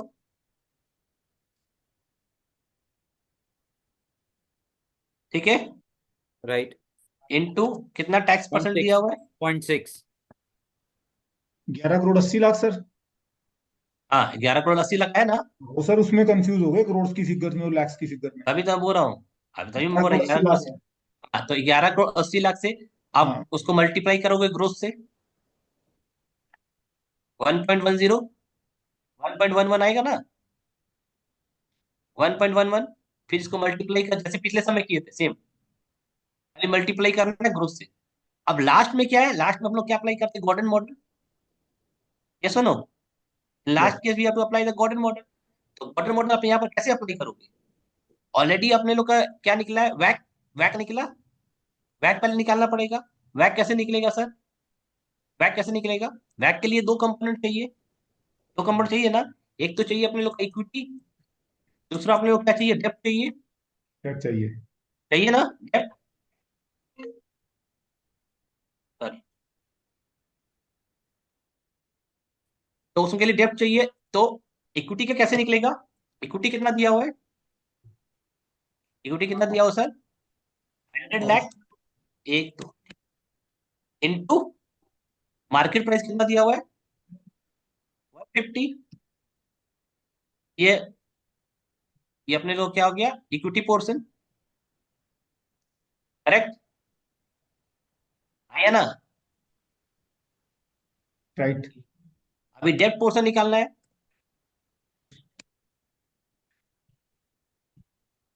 डेप्ट पोर्शन कैसे निकालेंगे? इंटरेस्ट डिवाइडेड बाई डेप्ट परसेंटेज। डेप्ट पोर्शन निकल गया। निकला नहीं निकला? हरीश सर, ठीक है ना? कंट्रोल में है ना? बिल्कुल बिल्कुल सर, बिल्कुल तो बिल्कुल। अभी इक्विटी प्लस डेप्ट आ गया। अब इसको हम लोग क्या करेंगे? इसको हम लोग कन्वर्ट करेंगे वेट में। वेट में कैसे कन्वर्ट करेंगे? डिवाइडेड बाय, हाँ, इससे। राइट। तो वेट में कन्वर्ट कर देंगे, सिंपल। Cost right. तो अब कॉस्ट निकालना पड़ेगा हम लोग को। अब इक्विटी का कॉस्ट कैसे निकालेंगे? इक्विटी का कॉस्ट कैसे निकालेंगे? आरएफ CAPM दिया, सर। आरएफ दिया हुआ है। आरएफ कितना दिया हुआ है? आरएफ कितना दिया? 7%। हाँ, 7%, 6%, और दिया हुआ है 1.6। तो अपने लोग कितना निकलेगा? 7% आरएफ प्लस बीटा कितना दिया हुआ है? बीटा दिया हुआ है 1.6 into 6 into 6 टू 6। इंटू 6 कितना आएगा? 15.6। राइट। यहाँ तक ठीक है, ठीक कंट्रोल है। में है। राइट। उसके बाद अपने लोग का इंटरेस्ट डेब्ट कितना परसेंट दिया होगा? 5%। 5%। 5% है, आफ्टर टैक्स करेंगे कितना आएगा? 5 into 6 3। 3.6, 60%, तो कितना आएगा? 3। 3। और ये तो मल्टीप्लाई कर देंगे।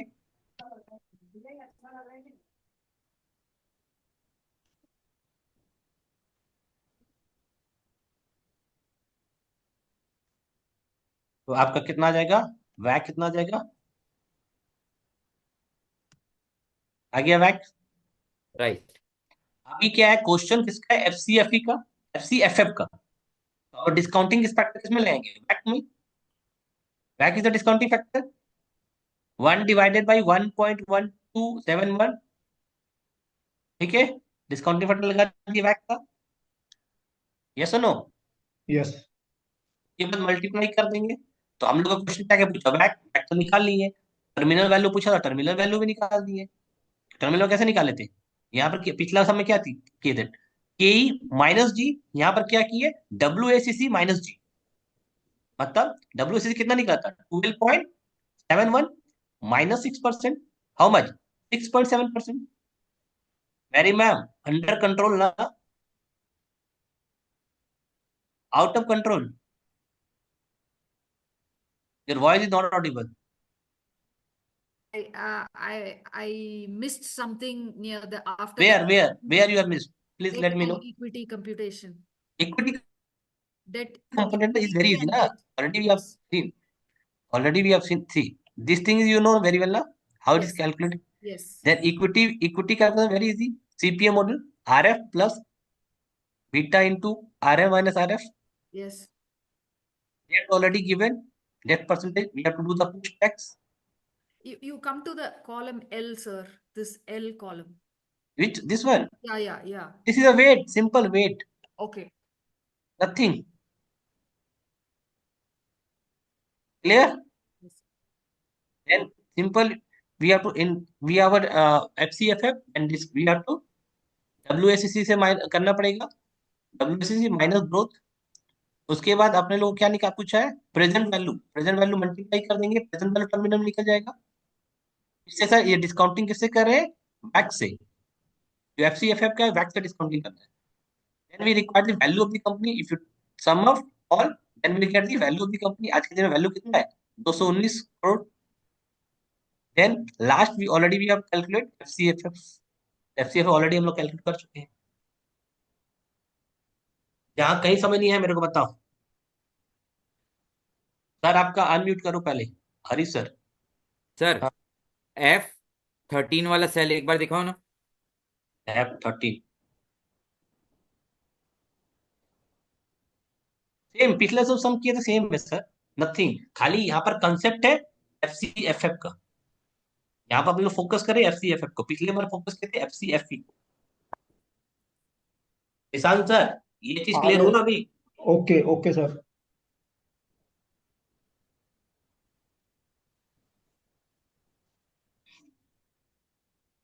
सर ये 12.98 कहाँ से आया? Which one sir, which one, 12.98। 12.98। हाँ F8 we F8 we this sum is given the back, we have to cash flow है, कैश फ्लो आप किससे टानेंगे, FCFF से ना। हाँ तो अपने लोग का जो FCFF कितना आया था, FCFF हम लोग कैलकुलेट किए थे, कितना आया था, ये FCFF कैलकुलेट किए सर, ये FCFF कैलकुलेट किए ना। this is why we have calculate the FCFF and we sum of how much will get, how much sir, 11.8 आ रहा है हम्म, गुप्ता सर। हाँ सर 11.8 राइट। हाँ 11.8 से हम लोग फिर ग्रोथ टानेंगे।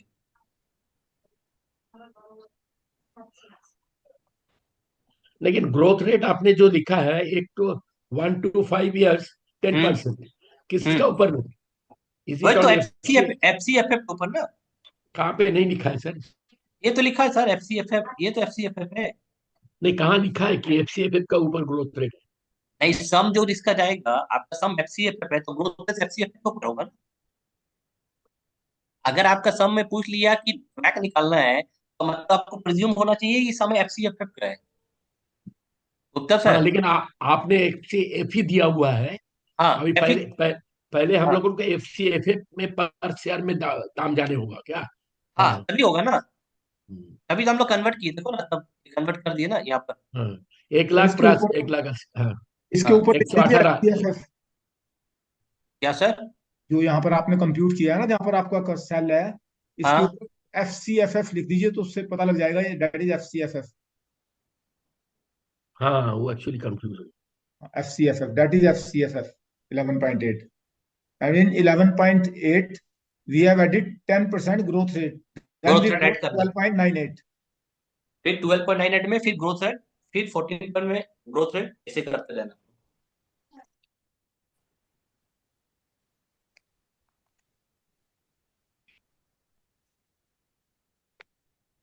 वो 3 इंटरेस्ट एक्सपेंस से निकल रहा है ना।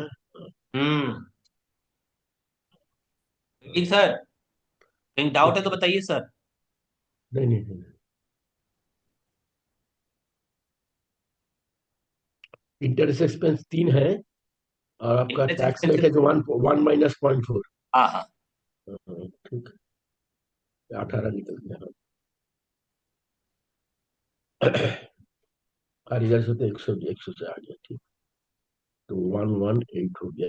फाइनेंस का कैलकुलेशन करना very easy, you 118 have a command on the excel, 100 divide excel का बाय कमांड है तो बस कुछ नहीं चाहिए। 100 इज इक्वल टू 11.8।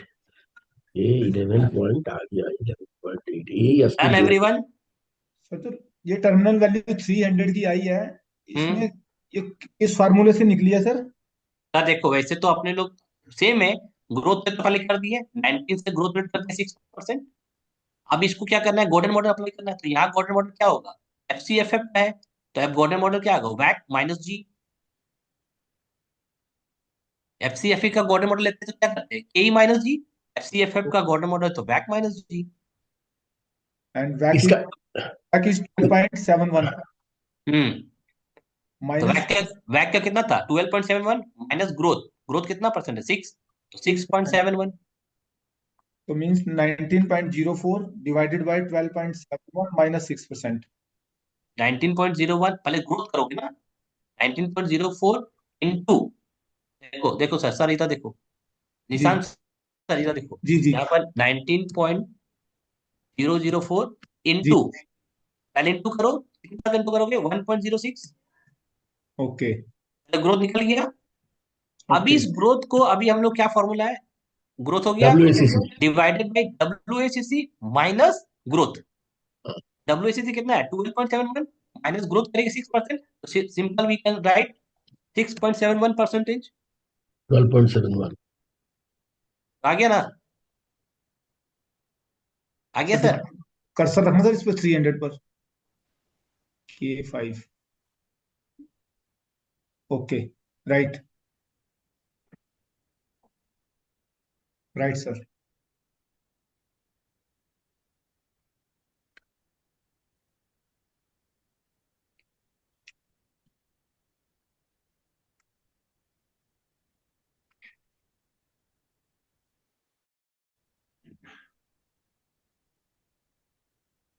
50% सिलेबस भी आप कंप्लीटेड, 50% बचा है, 50% नहीं, मेरे को लगा 70% कंप्लीट कर दिया, 30% बचा है।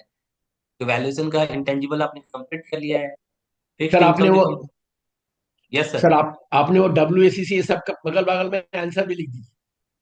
वो लिख दूंगा सर, वो लिख दूंगा, हाँ वो मैं सब अच्छा से प्रेजेंट कर दूंगा, हाँ हाँ। आपको मिलेगा, एक्सेल बहुत अच्छा से मिलता है।